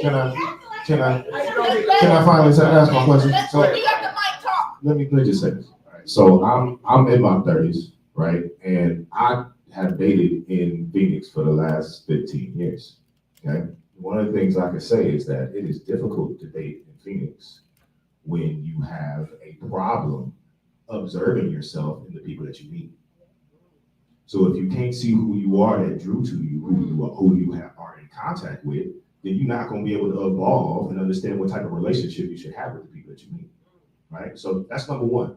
Number two, we talked, this particular conversation started because we were talking about women shooting their shot, right? So let me give some real just levity to that conversation. If you're a woman, you're thinking, oh, we should shoot our shot more, which I agree. I think women should shoot their shot more. But all you got to do is be a genuine person. If you be a genuine person, then you're going to see the person in front of you, whether they're a genuine person or not. So you're going to have the answer whether or not you want to continue to give it and actually invest your time to that individual, right? Because you just said, I agree with the sister. She said, look, you got options. You're going to accept what it is that you feel like is acceptable to you.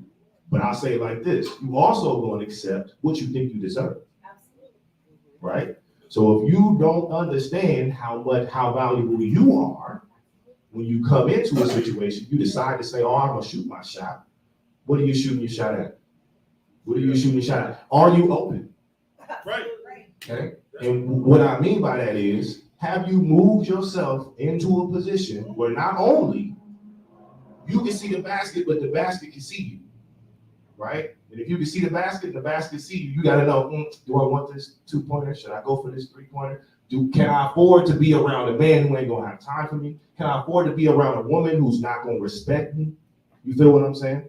Those are the things we have to ask ourselves. Even if we're having this conversation, a lot of these things we want to put on one gender or the other, but the reality is whether or not we have the level of self-love and self-respect to be able to observe in the other person who we are so that we can grow to get what we want. Because again, I could have chose, just like my man said, I could have chose any one of these situations. However, all those situations was gonna come with a lesson. He picked her. Okay. And I chose because she didn't shoot her shot. Like, oh, I want. No. She didn't shoot her shot. She telling you She chose. She chose. She chose me. That's what I'm saying. Right. But what if he wouldn't have approached you? Right. Well, this is the deal. This is the deal, right? So we established. Time out. This is what I'm saying. We established a relationship and a rapport, right? Based upon the rapport that we established, then through that process, our relationship became more successful, right? And we are still in the process of dating and understanding what that actually means. Why? Because I respect her. If it came to a point in our relationship where it's like, she ain't jiving no more, then I have to be a man to be able to say, okay, cool, well, that's where she is, right? I'm not gonna die. I'm not gonna, you know what I mean? I'm not gonna burn up in fire. You dig what I'm saying? And if I get to the point where I'm like, this is not where I am no more, I have to be a man enough to be able to share that with her. You see what I'm saying? That way our relationship as people, you dig what I'm saying? Our relationship as people. No, this is what I'm saying. I never unchoose. Some of my best friends are still women who shot at me. But the point I'm making is, what I'm really trying to say, it's no offense. Men approach women. So if there's a woman sitting on this stage, and she have 10 suitors in this room, she might like the guy that's outside she may not really want to be with one of those 10, but because the guy that's outside didn't approach her, she accepted one of the 10. That means she didn't choose what she wanted. She accepted a proposal of what's offered to her. That goes both ways. That goes both ways. It really does. Persistence, that's what I'm saying. Persistence overrides that, right? Did you choose her? She chose me. Who shot their shot? Who approached who? That's what I'm saying. Honestly, I shot my shot first. But that is not what you just said. Well, we trying to paint broad strokes over very specific things, and it's never gonna work. It's never gonna work. So everybody's right. Nobody is wrong. It's only wrong when you try to apply it to the other person's life, because they're gonna disagree every time, because that's not their experience. They know they don't shoot their shot. They know they. Yeah, they don't shoot their shot. There's a reason. The problem is this, and this is, I'm just doing the calculations in my head. This is not what I asked for the microphone for. What we're dealing with now is we live in a world where historically a man does what he's supposed to do, and the world is his oyster. It don't work like that for women. The reason being is because there's a different set of values. Y'all value this stuff that we're supposed to do, and when we get there, we're a prize. You think it's supposed to happen for you the same way, but it doesn't. So at some point, we got to get a basic level of understanding that the value system is different. We value different things than what you do. So stop trying to apply the rules that have historically worked for us to work for you, because it's not. We've been telling you. I don't want to answer it again, honestly. Nah, you were right there. But this is the problem overall. We tell y'all over and over what we value. Now, she was here. We value peace. We value cooperation. You remember now. Stop forgetting that. But what I asked for the microphone for was this brother over here, guaranteed to die alone. And I'm going to tell you why. I sat in the middle of a date with a woman one time. Listen to what I'm saying, please. This part of it too. I sat in a date one time. It used to be like, what you looking for in me? Mid-question, I just shut it down. I said, you know what? I don't give a damn, because I can only be me. I'm not going to try to fit into the box that you tell me your ideal man is. I can only be me, because if you tell me you want somebody that's this, that, and this, I'm gonna be that. For how long I'm gonna be that is up to what's really inside you. So once we stop trying to fit other people's boxes and be genuine, like Asar said, then everything that happens will be in alignment, because you have not put on a facade to get into a place where now you got to either keep that facade up or disappoint that person. So, and having all of these ideals of this person that you want, honestly, that's why a lot of women are single right now. You got your ideal man that they got to check all these boxes, and that person don't exist. I myself, when I was single, I could not date a woman that didn't have kids, because you don't know what selflessness is about until your time is, you have bigger priorities than me. You know, so I need to know that you know what sacrifice is about in order for me to spend some of my time with you. So brother, I would say you might want to loosen up your ideal woman, because she don't exist. But if you want to be single, that's good. But if you want to be happy and have a fulfilling life, be open to love. I also like to point out that like attracts like. And you date on the level of where you feel worthy. That's pretty much how I've observed my dating experiences over the years, is that when I took accountability on certain things on how the outcomes came out to be, my next dating experience was better. And then my next dating experience was better. So just be open to the fact that there may be some things about yourself that may need some sharpening, you know what I mean? May need some fixing, may need some work on, because are you your type's type? Right. That's right. It might not like you. You know what I mean? I think you should want to be with your type. I think your type is your sexual attraction. I agree. I don't think you should be with your type. All right. Hi, everyone. My name is Kylie. So I will just be blunt and say I was the person that asked the question about the success, because I consider myself successful. I'm educated. I'm an educator. I work in the field. I'm out here with Archwood, all these things, right? But it's like I'm 30, about to be 34 years old in a couple of weeks. I've been married. I was in a relationship for 11 years with my ex-husband, but divorced since 2017. Okay, and I've been single, and I was with a relationship for 2.5 years. We broke up back in May, right? And tried to make it work. So for me, at 34 years of age, who is, you know, all the things, right, that I know I am for myself, I try to find an equal partner. But I also am very like, don't want to date older than my age. So and I am a mother of two. I have an 8-year-old and 11-year-old. So I'm like, dang, like, yeah, like I can't, you know, this fine gentleman back here because he may or may not want children. So that type of thing. But I think when it comes to what everybody is saying is like, find who you connect with. Like, stop listening to all the drama about what everybody else says you should have. Because if you connect with somebody and you really genuinely like that person, you're gonna try to build and make it work. And if at some point you're like, yeah, nah, that's not gonna work anymore, you need to, okay, cool, we're gonna separate ways and not have any issues about it. But for me personally, is like, I struggle with, because I've been through all the experiences and I'm only 34 years old, now what do I have to look forward to? Because my guy over here is like, I don't know about kids, I'm like, dang. And then I'm like, okay, I don't know if I can date older. I dated younger, heck no. Yes. I appreciate that. So to that point, so I made a statement where I realized that I'm 33 and I realized that women have been married, some of them, and they might have children. So I'm realistic to that because I'm an old soul from the South. So I'm not expecting perfect. That's not what I'm looking for. But I will tell you, the mindset that I moved out here with, coming from the South, is not how this environment works. I didn't think about a woman with kids.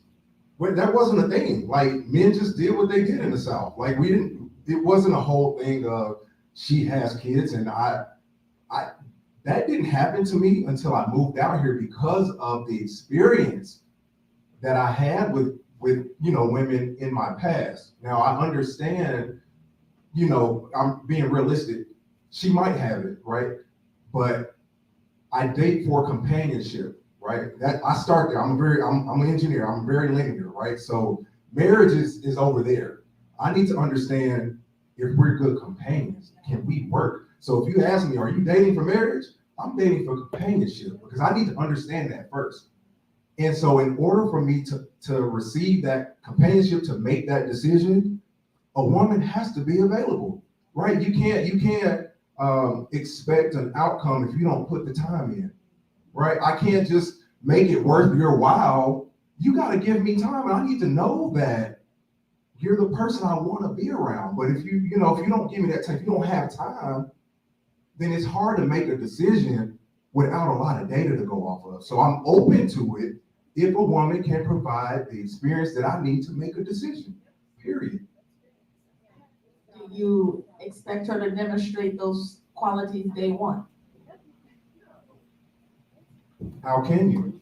I don't expect that. And that goes back to what's going on right now. What I expect is a woman to come peaceful, in her feminine self, right? Be nice, right? I date, and this is just like, man, like, you don't know if a woman likes you. It's like, do I have to date and keep taking her out and buy her femininity? Is that what I have to do? Because I'm gonna tell you, I don't receive that from women to know that, well, they make good partners. It's just like, do you like me? Tell me you like. I can only be with you if you agree. But if I don't know you like me, but you keep accepting dates, what? I'm gonna date you till you decide to provide. We're not doing that. So again, because if men are supposed to chase after in court, some women are kind of like, okay, if he likes me, he's gonna come after. You gotta reciprocate for a brother. I can't see through you to know if you like me. I think there comes like a certain time where it's like, okay, what are we doing? For me, I want to know what we're doing because I'm trying to figure. I want a partner. You know what I mean? So I sat here anxious for like the last 5 minutes because we're not looking at the history of dating. Dating is only like 75 years old. Like, let's start there. Let's look at the history because we got to see where we came from to know where we are and where we're going, all right? Dating is like 75 years old. And the reason why people were successful with regards to courting back then is because they expanded out in their networks. And like maybe the father knew the father knew like a carpenter or a mason or whatever the case may be. And he said, hey, I have 2 daughters and these are good men in the community that I'm in. And I'm going to connect those, my daughters with their sons. That's what it was, right? And so today, we're willy-nilly with it. There is no like elder that's putting it, you understand what I'm saying? There's no elder that's pointing you in a direction and saying, go to this person who I know that has a good, and then you gotta like them aesthetically after that, right? And so there's a lot of that. I also want to talk about the options thing, because we talk a lot about options and stuff like that. I would say that I think I have enough options, whatever the case may be, but you could also suffer from analysis paralysis, right? And so because there's so many options out there, you feel like, I don't know if I'm gonna make the right decision. And even if I got something that's 95%, I think I can get 97. You know what I'm saying? And so that is really the problem, is that we don't want to take the journey. We want to get to the finish line in the beginning, but you're going to go on a journey anyway. You know what I mean? So why not? So the thing is, you got to make the decision as a man. You got to say, listen, this is the woman I'm going to decide to build with because I've made that decision. It's my choice, right? To your point earlier about men being the one that shoot the shot and whatever the case may be. The reality situation when it comes to options too is that yes, men are going to be the one that pursues, because ultimately the man is the one that's going to propose, right? And so I'm not saying women are going to propose to anything, whatever the case may be, but we're not in the same society. I understand that, right? I understand, but that means that you have to wait. That means you're always in the waiting game. I'm not really in a waiting game as a man, because once I find what I'm finding, I buy the ring and then I propose the next day. So you're not in a position that patriarchy. You're not in a position of power for that, right? And so that's what we're kind of talking about when it comes to optionality, right? Is that you may have a lot of options, whatever the case may be, but you're still in a position of having to wait for that man to make the decision to make you his wife. And you got to accept to be his wife, right? And so that's what I think. We talk around a lot, and I wanted to try to bridge the thing, right? There's another thing. There's as many. So I say this quote all the time, and I think this is very important when it comes to conversation. So I want you guys to adopt this as from me to you. There are as many realities that are existing at one time as there are minds in heads, which means that you're going through something completely different, but it's true to you. I'm going through something completely different, but it's true to me. And I think true love, right? True love is accepting someone else's reality. That's what true love is. I just want to ask the ladies one serious question. This is the thing. Seriously, this is the question that I have. As a man, I understand that there are certain decisions that I have made in life that will affect my ability to be rich. There are certain decisions that we've made in our past that affect our future. Now I'm gonna start off with a point, and then I'm gonna ask the question. My grandma used to tell my aunts and them who were single mothers, baby, once you have children, it ain't about you no more. It's about your children. So this is the question that I have for y'all. Why is it so hard to swallow the pill that maybe some of your past decisions, whether it's been dropping out of school, going to college, accruing a lot of student loans, having children, having been divorced? Why is it so hard to accept you specifically? I'm 33, 34, 2 children divorced. Why do you think it's just got to happen for you? Why? Is there ever something that could say, you know what? Maybe I didn't fuck this up. No, I don't mean it like that. Listen to what I'm saying. Just listen to what I'm saying. Is there ever something that clicks into a woman's head and say, you know what? I think I deserve love and everything, but I must acknowledge that some of my past decisions are going to inhibit and make it harder. Okay, so what I'm saying is, as we talk to that brother over there, that brother ain't got to want to spend 1 second of his time with a woman that don't have a child if he don't want to. So I know that, but the point I'm making is, so what I'm saying is, what's so hard about saying, you know what, I'm gonna have to be in wait phase because some of my past decisions have inhibited my dating value. Why is it? Why am I single though?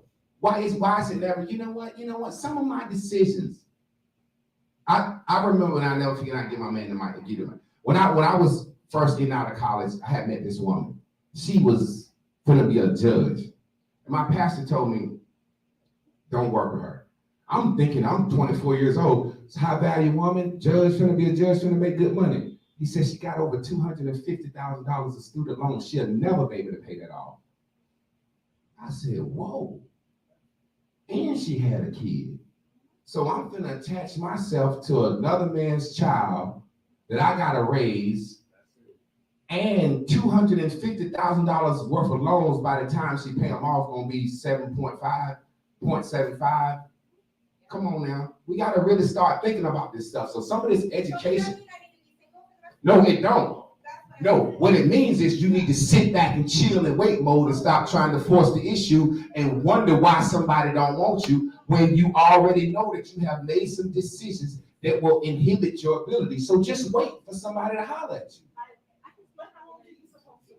Until it happens. No, that's I not. know that hurt. No, Go ahead. This is my point. So if you have accumulated all of this, student loans, or you got baggage from past relationships, mature and knowing woman is gonna work on that. So yes, we do have baggage, we do have things that may have hindered us in getting into the kind of relationship that we want, but we work on that. You do. And we know when we're ready. You may not know it. But just because you're ready don't mean I'm ready to I get that. But what I'm saying is, we know when we're ready. If you have to put in the work.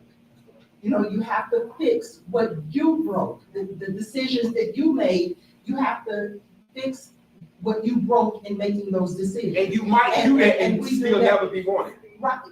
And you know, but you know what? That's the Someone thing. not coming with baggage can be sitting right next to me waiting. So it's not That's my true. decisions necessarily that is keeping me single. My issue is, it seems to me, and I like your term, social media response. It seems to me that men are looking for, after spending their teens, late teens, early 20s, late 20s, early 30s, breaking women. And then when they're ready, they don't want a broken women. But guess what?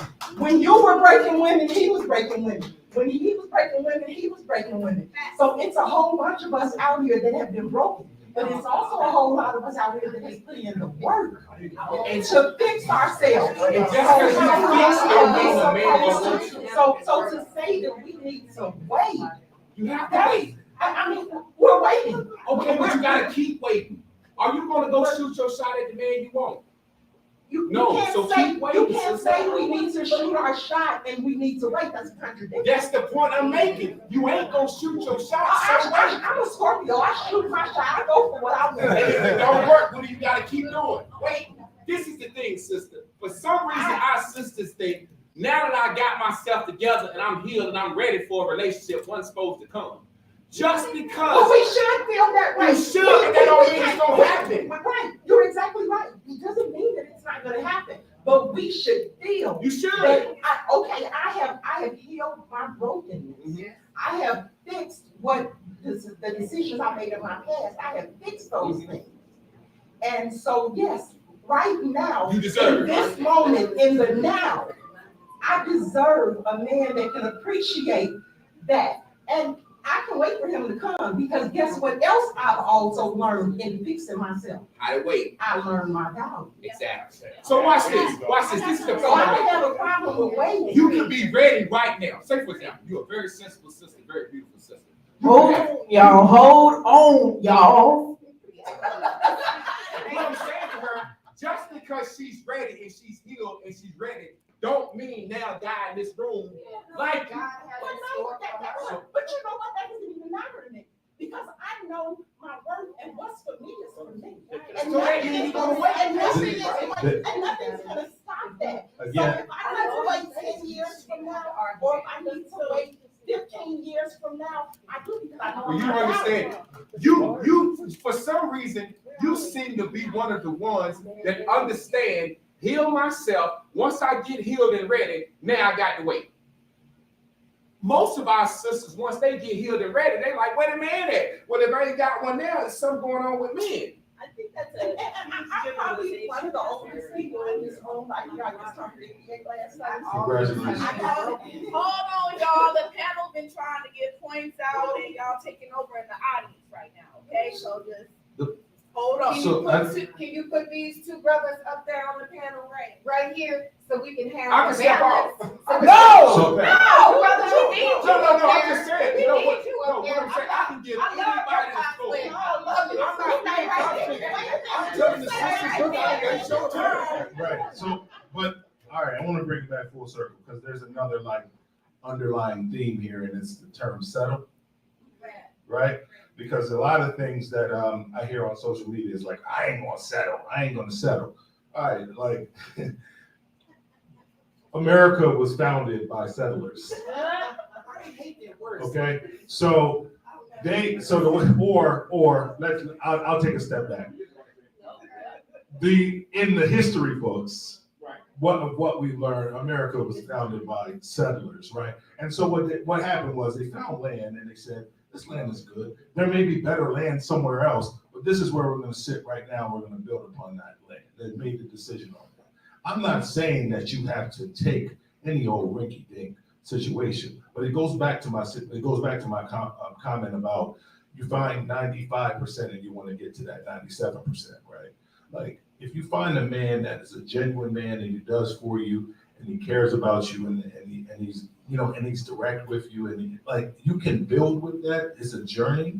And I just think that sometimes we think that we can do so much better than what our options are. Like, there's this illusion of options that social media, brings on us. It says that we have so much access to everybody around. The reality of the situation is you're still only as good as your proximity, right? Like the people that are, yeah. My grandmother used to say, people that.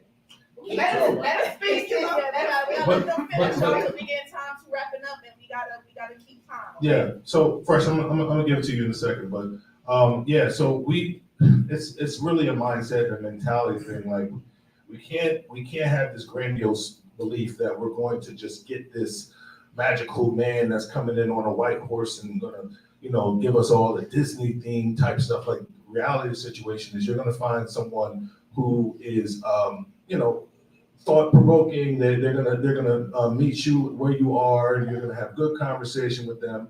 And that's the person that you need to kind of build with and understand that 95% that you have, when you are working with that man, he can get to that 97%.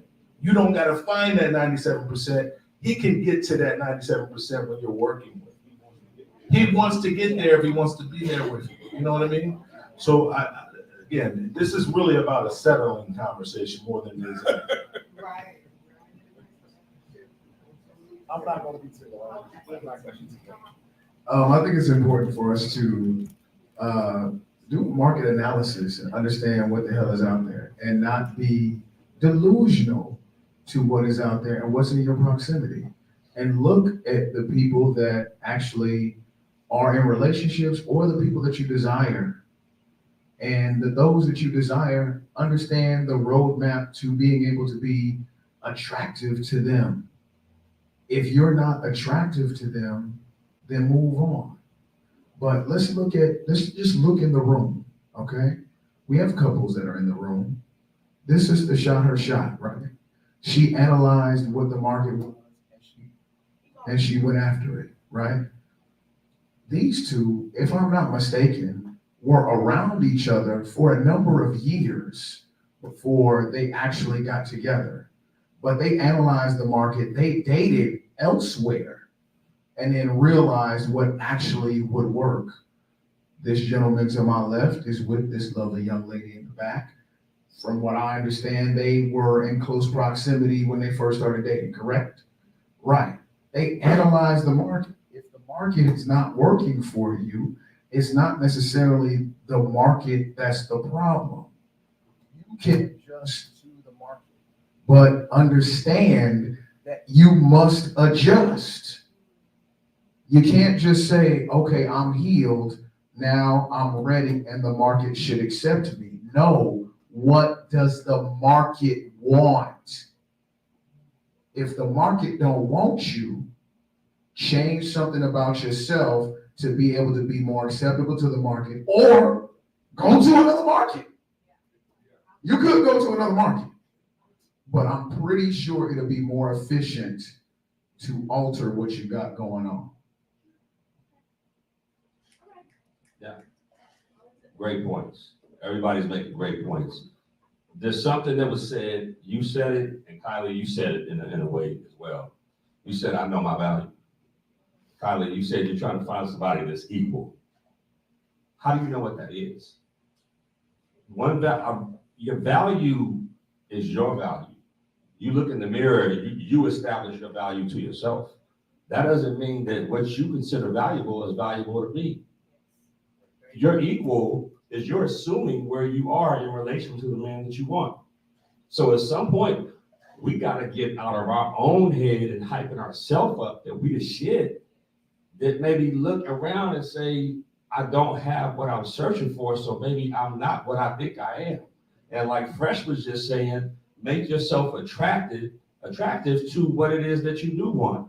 We walk around thinking we the shit or whatever, but if you don't have what you're looking for, then maybe you're not. When I say knowing my dad, when I say that, I'm not. Hold on, I'm saying it in the sense of what men say that they want. That's what I'm running. You can't ask my husband what he says, but I was his piece. I was his partner. I was his helpmate. So when I say I know my value, that's what I mean. I know what I mean. Not I'm this healed, wonderful person, and every man should want it.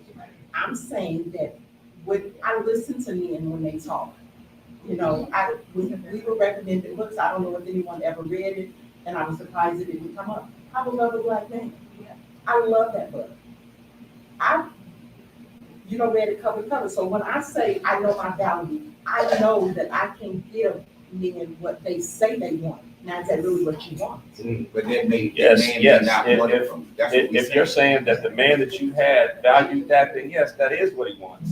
But just You because, said that, you told her, don't you get it? No, but- Y'all want peace. Y'all want comfort. well, that's different. She forgot what's valuable to me. Okay. You talking about what's valuable. She All right, forgot y'all. that. We gonna pause, we gonna reset. We got some more questions, okay? I'm timing people now. You get a minute. All right.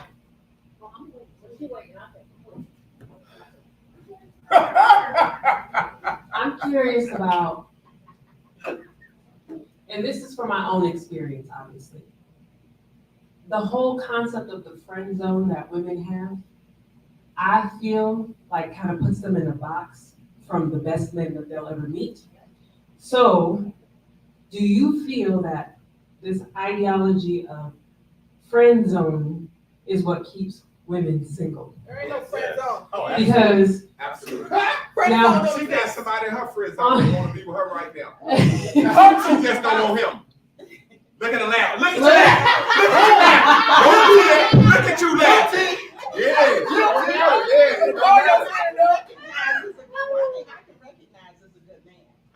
I study people, period. You got somebody in your friend zone? No, I do not. well, the only reason I mention it is because I'm not gonna miss out on. when you're friends with someone, you're okay with being open, honest, saying what you really mean and what you feel. All those feelings of like, I gotta perform, go out the window.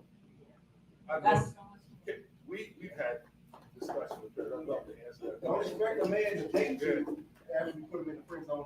So yes, check this out, check this out. I'm just saying, that does happen. Check this out. Yo, so this is one of my triggers.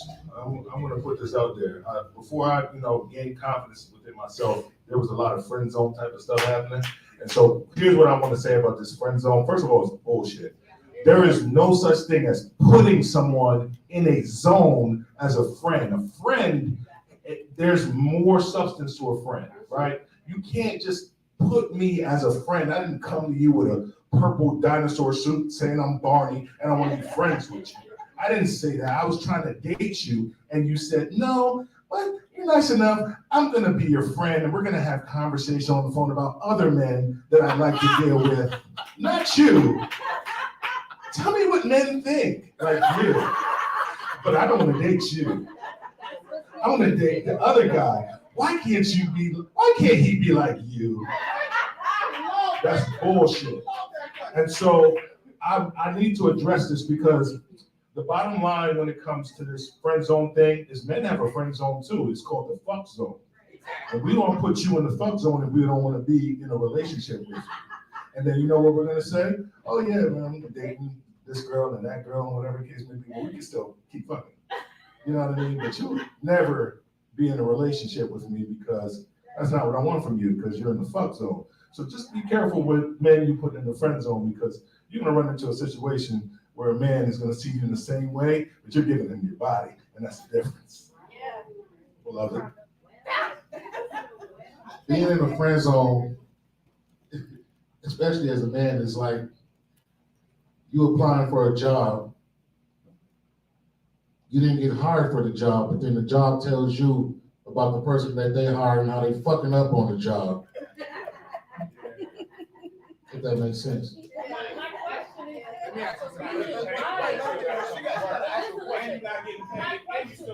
I'm gonna ask you a question. Yes. I'm gonna tell you why. I believe that. Because every beautiful woman that's healed and got her shit together like you got a man that like her. You may not even notice it. So listen to what I'm saying. When I say that friend zone situation, it's kind of like this. When a woman like a guy and he don't really like her, boy, that shit stinks. But when a woman got guys that like her and she don't like, that shit don't bother her. It's like they say, what's good for the goose is good for the gander. When a woman got 3 guys that like her and want to be with her, and she know it, that shit don't bother her. And if one of them ever come to her whining, I like you, I've been in love with you all these years, I've been in the friend zone, I'm watching your car and doing all this stuff, I just wish you would give me a chance at dating you. She said, ain't nobody tell you to do all that shit. Yeah, right? Now on the flip side, when a woman want to be with a man and the roles is reversed, and she said, but I braided your daughter's hair, I helped you here, and I do this, and the man said, I just don't want to be with you. There's a problem. See, that's the thing we don't acknowledge. Beautiful women always got a man that like them. It's a guy been liking you since high school that'll give you everything you don't want him. So that's why what I'm saying, this whole friend zone thing is women will take a guy, like he said, he applied for the job, he didn't get it, but you're here for me. We can go to Chili's and Chi-Chi's. If I need my battery changed, you can do that. I'll use you for everything that I want to use the guy that don't want me for. When I want some good meat, I'm gonna call him up. But when I need you to help me move, I'm gonna call the friend zone guy. So the thing is, it's so sad that we all know this is true. And this is why sisters have a lot of problems, because they don't be genuine. They know they got a guy that like them, that's ready to break their neck for them, and she don't want him. So why when the shoe is on the other foot, the shit hurts so damn bad? Because they don't say it out loud. We say it. Say what? We'll say it. The guys don't say that out loud. Say what? You're in the friend zone. Yeah, But you know what? When you're saying in the you're in the friend zone, you know what the guy understands? He understands this means I'm in the friend zone. Really, I'm hunting you. Meaning, if your boyfriend mess up or you ever come up about $2,000-3,000 short, and you know you can't call on nobody else, that's when he like, I'm gonna get that pussy then. He waiting for that pussy. But women who are smart look at the men in their friend zone because those are the ones that are reliable. The smart women that are marry their friend zone guy. Because that's Wake what up we one day are and marry their friend zone. And I'm gonna tell you, to answer your question, yes, it does ruin it, but not in the way that you think. Because the nigga that's sitting in that friend zone is doing a lot of things that the man that they gonna end up with is not gonna do. So they looking for values in this man that is willing to be your friend. The dude that you really want, he not finna sit and listen to all this stuff. He not finna come break his back for you. He's not gonna do that. So you're looking for somebody like the friend, and that he don't exist. That's why I say a man can't date a woman that she put him in the friend zone. Because I have friends, I meet up with them. Hey, they'll call me. Let's go catch up. But you expect me to pay for the deal. I can't date my friends. I cannot date all my female friends. That's what I was saying. And this is why I'm saying that when I was in the dating scene, I literally put in my profile, to get to me, you have to be in the friend zone. Let's rephrase that whole word. And I tell people what it meant to me. And I'm trying to just break that cycle, because if that's what's keeping women single, then you need to redefine that shit so we can actually get to where we need to be. Well, friend zone just mean the guy that I don't want that I can use. But that's what it means universally. You can change that. We can change that if we want to. Women can change that. But peep this. We all know this. The guy That grandma used to say, marry the man that love you, not the man you love, right? Everybody know this. The man that loves you gonna love you and take care of you forever. The guy you like fucking every girl in the village. Everybody knows this. Why do our women act like they're not going for the guy that every woman wants? It's so amazing to me. Like, I'm not being funny. This is not being average. I'm a tall, handsome guy, right? So I've had situations where I'm dating one friend and 3 of the friends try to holler at me. And I try to be a good guy. That's your friend. But she want me just because her friend want me. We know that's how the game go. Why is it like that? If it's a man out here that's a sweet, loving, caring guy that like you and don't nobody else want him, why y'all don't want him? Can I say something that's very relevant to this particular conversation? So y'all see me, I'm tall now, but I ain't always been tall. Okay, half of my life, I was the short person. All of my friends that were women, I was in the friend zone. Then I grew 1.5 feet, and all those women wanted something different from me. And I had to make a decision, how many of these women was really my friend? Because I was a genuine person, looking for genuine relationships. And if you put me in the quote-unquote friend zone, I'm like, all right, cool, I ain't gonna touch you no more. But I still think, okay, this is just a process of you just want to be friends. Once you realize that's not true, why do I have to respect you? And as a man, if that's a reality, I have to keep my thought process in the side, say, okay, women ain't two-faced. They just ain't two-faced. I gotta believe that because my experience is different. You see what I'm saying? So I gotta love myself enough to say, okay, maybe y'all just ain't healed enough for me to understand. Y'all to understand the value that I have outside of my height. Did you knock them off when they let you out the friend zone? I mean, you know, I did a couple. Hey!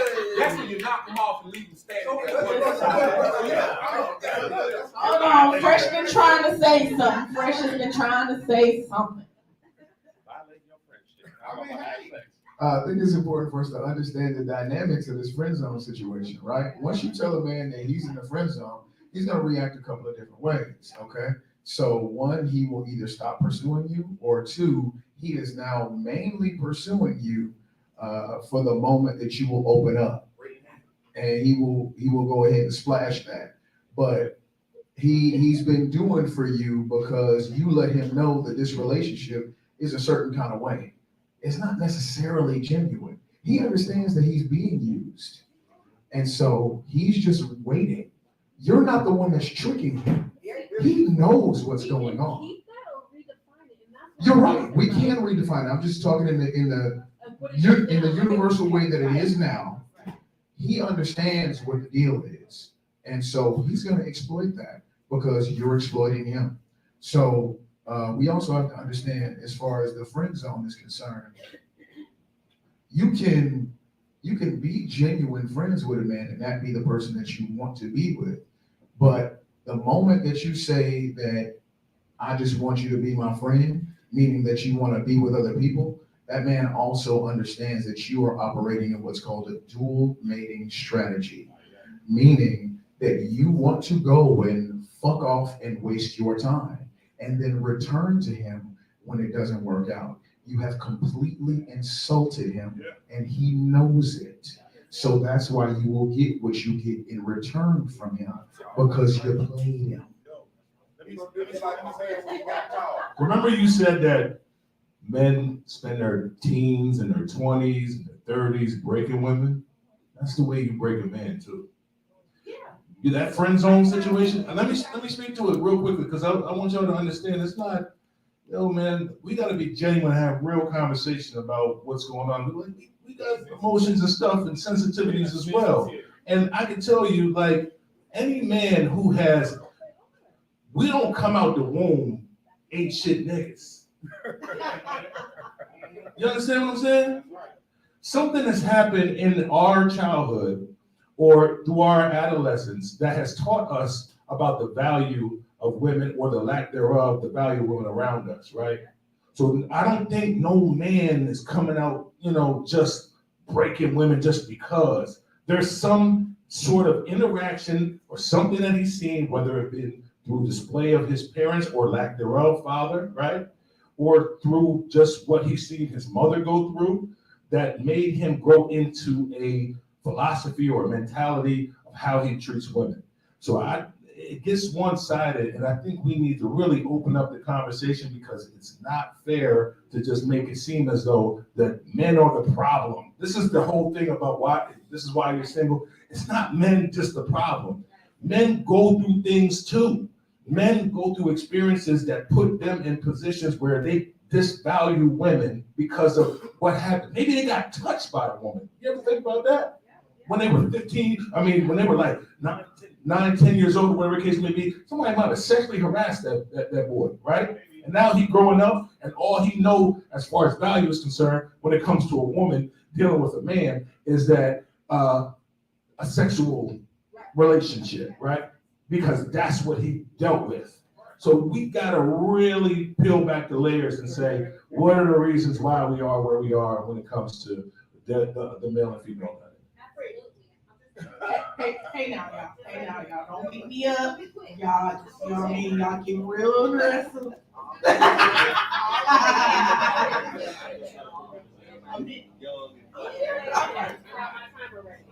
Okay, so to speak to Faith's point, what I've learned, and it was a quote that I've picked up along the way, and I just kind of live my life by that. We spend our childhood so ready to be adults. We spend our adulthood trying to understand and undo all the shit that was done to us as a child. You engage in any relationship or friendship or relationship or anything, and understanding, like, while you're working on yourself and you have done the work and you are healed, understand that there's landmines in that shit, right? And understand that other person is going to have landmines too. I'm so mad that you haven't said it yet. Come healed is his tagline right now, right? Which is, if you know you got a lot of landmines in your field, like, handle your shit. Go to therapy, sit down on the couch, do some journaling, run it out, whatever you got to do, because you're just going to bring trauma to somebody who is ready for a relationship and burn him, her out. We get burned out too. It's important to take inventory of yourself. And one of my things about being single, right? And my friends, I was married for over 20 years, almost 20 years, right? The thing is, my friends would ask me, well, how did you get married? Blah, blah, blah, right? I worked on my damn self. I work on myself now. I'm not worried about who sees me, who this, who that. I work on myself. I'm open when the opportunity presents, and I'm good. But what I'm saying is, the work you do internally has to show outwardly. You have to come outside, Kylie. I know I see you outside sometimes, but you get my point. To anyone, you have to come outside. You have to be available. They're not gonna come to your house and find you. They're not coming to your job and find you. I mean, they might, but you get my point, right? So I'll stop there. But This will be quick, and it's just to piggyback off of what you said. I think I had a conversation with my husband before when he was talking about, what's the guy's name? Kevin Samuels? Yeah. Okay. And I guess I'm a rare type of woman, so I don't fit the categories or whatever, but I still didn't like how he, what his approach was with women, so we would have our conversations. But one thing that I think we always leave out is that for Black women, I think sexual assault within our families is extremely high. So at least 3 out of 4 Black women that you see was touched by a Black man. And I told my husband, well, my first experience with a Black man was, being assaulted. And so when you get older and you start to get into the dating world, you're different, you have children early, all those decisions that you said we made come from a space of trauma. And I think until we address that as a people, exactly like how you said about men too, I think we won't really get where we need to be for women to not be single, because we have to unpack, can we trust you just starting out the gate? Because it's literally uncles, brothers, and cousins that was our first experience with Black men, especially if we didn't have our fathers. So that's something to really unpack. We can go deeper into that maybe in another part 2, part 3, part 4. That's us too, though. Yeah, she said that. She mentioned that. Yeah, and I was saying that to him. So I'm like, I don't think it's really like we're all coming into this making these really terrible bad decisions just because we ain't thinking straight. I think it comes from a place of trauma. I think all of this is coming from trauma. And like she said, we have to heal. So I think there's a conversation to be had about that. We just need to give each other grace on that, because I think when you look at for me, when I looked at Black men, that's all I saw. I met him at 13 and 14. stop. Anyway, it doesn't matter. But He that was 13, you was 19. that I feel like that was the first time outside of having those terrible experiences that I trusted somebody to love. You know what I mean? So we have to really go deeper when we're talking about what we're dealing with. And that's why I say friendship. Learn each other. Hold on, we're gonna go back to the panel, y'all. Go back to the panel. We are getting to a time where we are going to have to start wrapping up, okay, y'all? I don't want to seem insensitive, but the slaves and our ancestors went through a lot more stuff than we went through. We all been touched and molested and traumatized.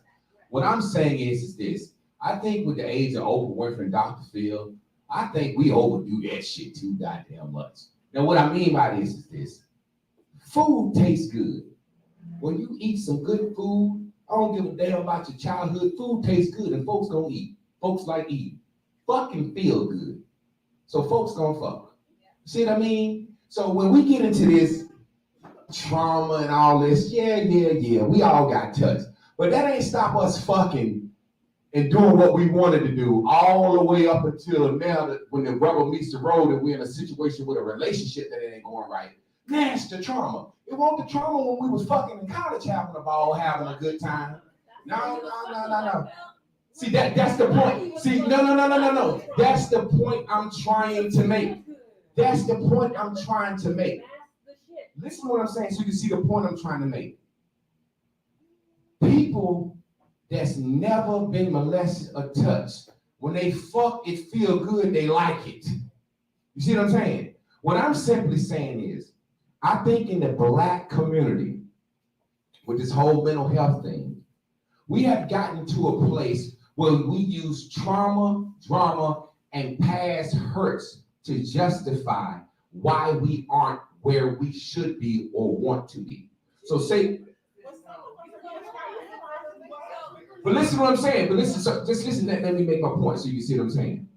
There comes a time in life where don't nobody give a damn what happened to you. Me and you together, we got to do this the right way. See, that's the thing. It's for some reason in our community,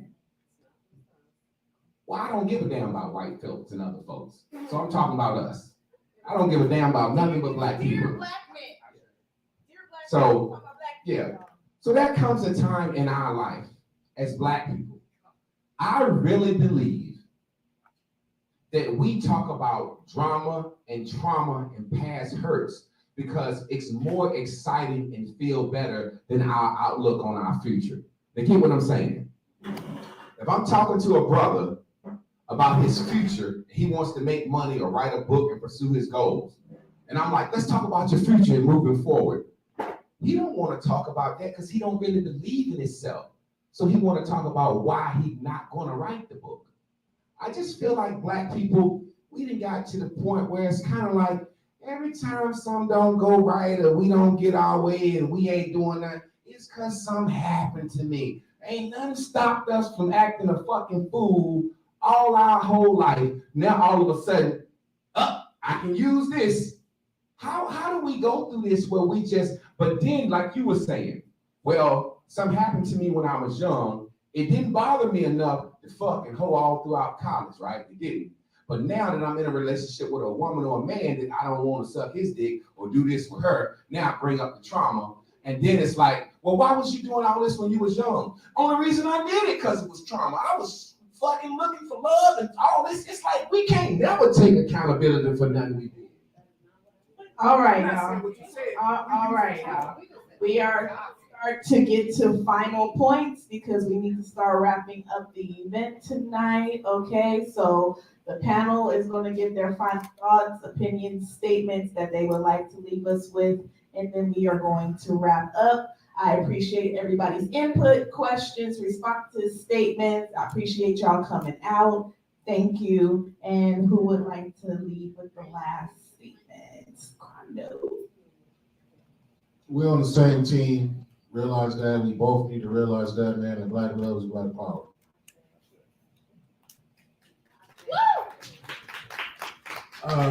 I would not get discouraged about any of the conversation or statements, even if they, strike a nerve. I would understand that if we're willing to have these conversations, even if they be uncomfortable, it means that especially Black men and Black women want to be together and make sure to focus and look at what your market wants, not just what you feel about yourself. Because you're not selling yourself to yourself. You're selling yourself to the buyers that are in the market. So you have to analyze not only what they want, but where they are. If you work during the day and you notice that there's a space, let's just say Honeywell, bunch of Black people work over there, find out where the Black men that probably make a good amount of money and probably just go home and don't do a whole lot. Find out where they go to eat lunch and go there. Analyze your target, analyze your market, and do what it takes to be able to get the result that you want. Thank you, everyone, for your valuable contributions. I think we all learned a lot from this, hopefully. But I would just leave it with this. As someone who has been through a transformation, this shit is ugly. A lot of times we want the magic bullet to solve all of our problems, and it don't exist. This shit is ugly. This shit hurts. You don't know what the goddamn butterfly goes through in the cocoon before it comes out. So a lot of times we be in the cocoon wondering why we ain't a butterfly. You still got shit to do. It's ugly, accept it, because when you come out on the other end, you're gonna be good. I just want to end by saying, and asking a question. What if I had a form that says, "Dear Black women, why am I not rich?" How the hell can I ask y'all why I'm not rich? So I'm simply saying to y'all, and I want my sisters to leave here knowing this, you are single because of you. It's not the opposite gender. You are single because you're not making yourself available, or there's something that you're doing or not doing that's not conducive to a man wanting to be in a relationship with you. There's no way we can decide in our mind, I'm single because men ain't no good, or I'm single because women ain't no good. You got to know that it's you. Yep. My coach once told me, football coach, accountability and responsibility falls on you, right? And there's this big buzz about like the word accountability and women not liking that. But the reality of the situation is, to Javon's point, is that you have to be accountable for your outcomes in life. This is the bottom line. Whatever you put out is what you get in. And you got to get off of social media and get off of these posts that say one thing with one person having one opinion about something and it going viral, and you think that all men think this and all women think. There is no such thing as all men and all women. You don't know all men, and I don't know all women. So whenever you're going to be in a situation when you're looking to date, understand that dating is a vetting process, and the shit is hard. Okay, it's not easy.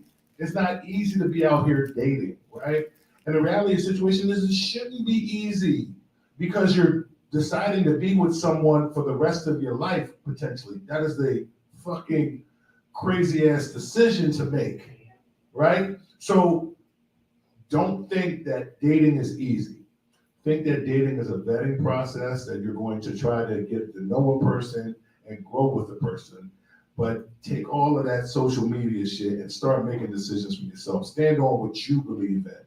Stop worrying about what everybody else believes in. Stop worrying about these lists of Cheesecake Factory and where you want to date at and all that shit like that. Stop worrying about that. Worry about what means something to you, what you value, and find somebody who's going to value the same things you value and live happily ever after. Yes, thank you guys for coming out. I just live by the saying of there is nothing that you can do for me except work on yourself, and there is nothing I can do for you except work on myself. And hopefully we meet somewhere where we can work together. You feel me? We were supposed to give away a candle. Did you still want to give away your candle? Sure. Okay, I'm gonna just let her pick a lady to give her candle to, because we were supposed to do that raffle and I forgot. Fellas, I have gifts for you.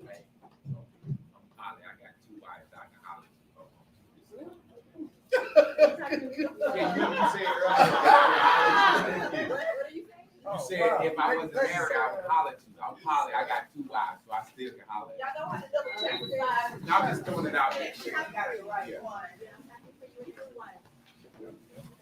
But there's a shirt that says "You're a Black Man, thank you," and thank you for everything.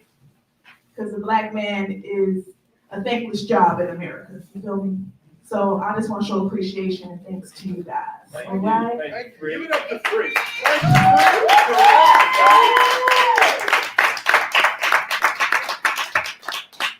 Till next time. All right. Keep helping these women. I'm doing my best. All right, now it's time for the free fall.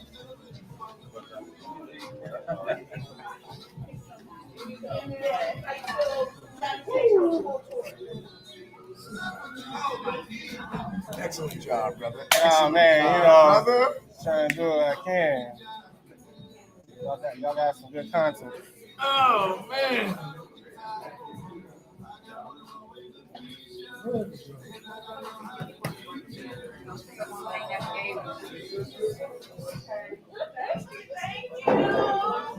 appreciate all your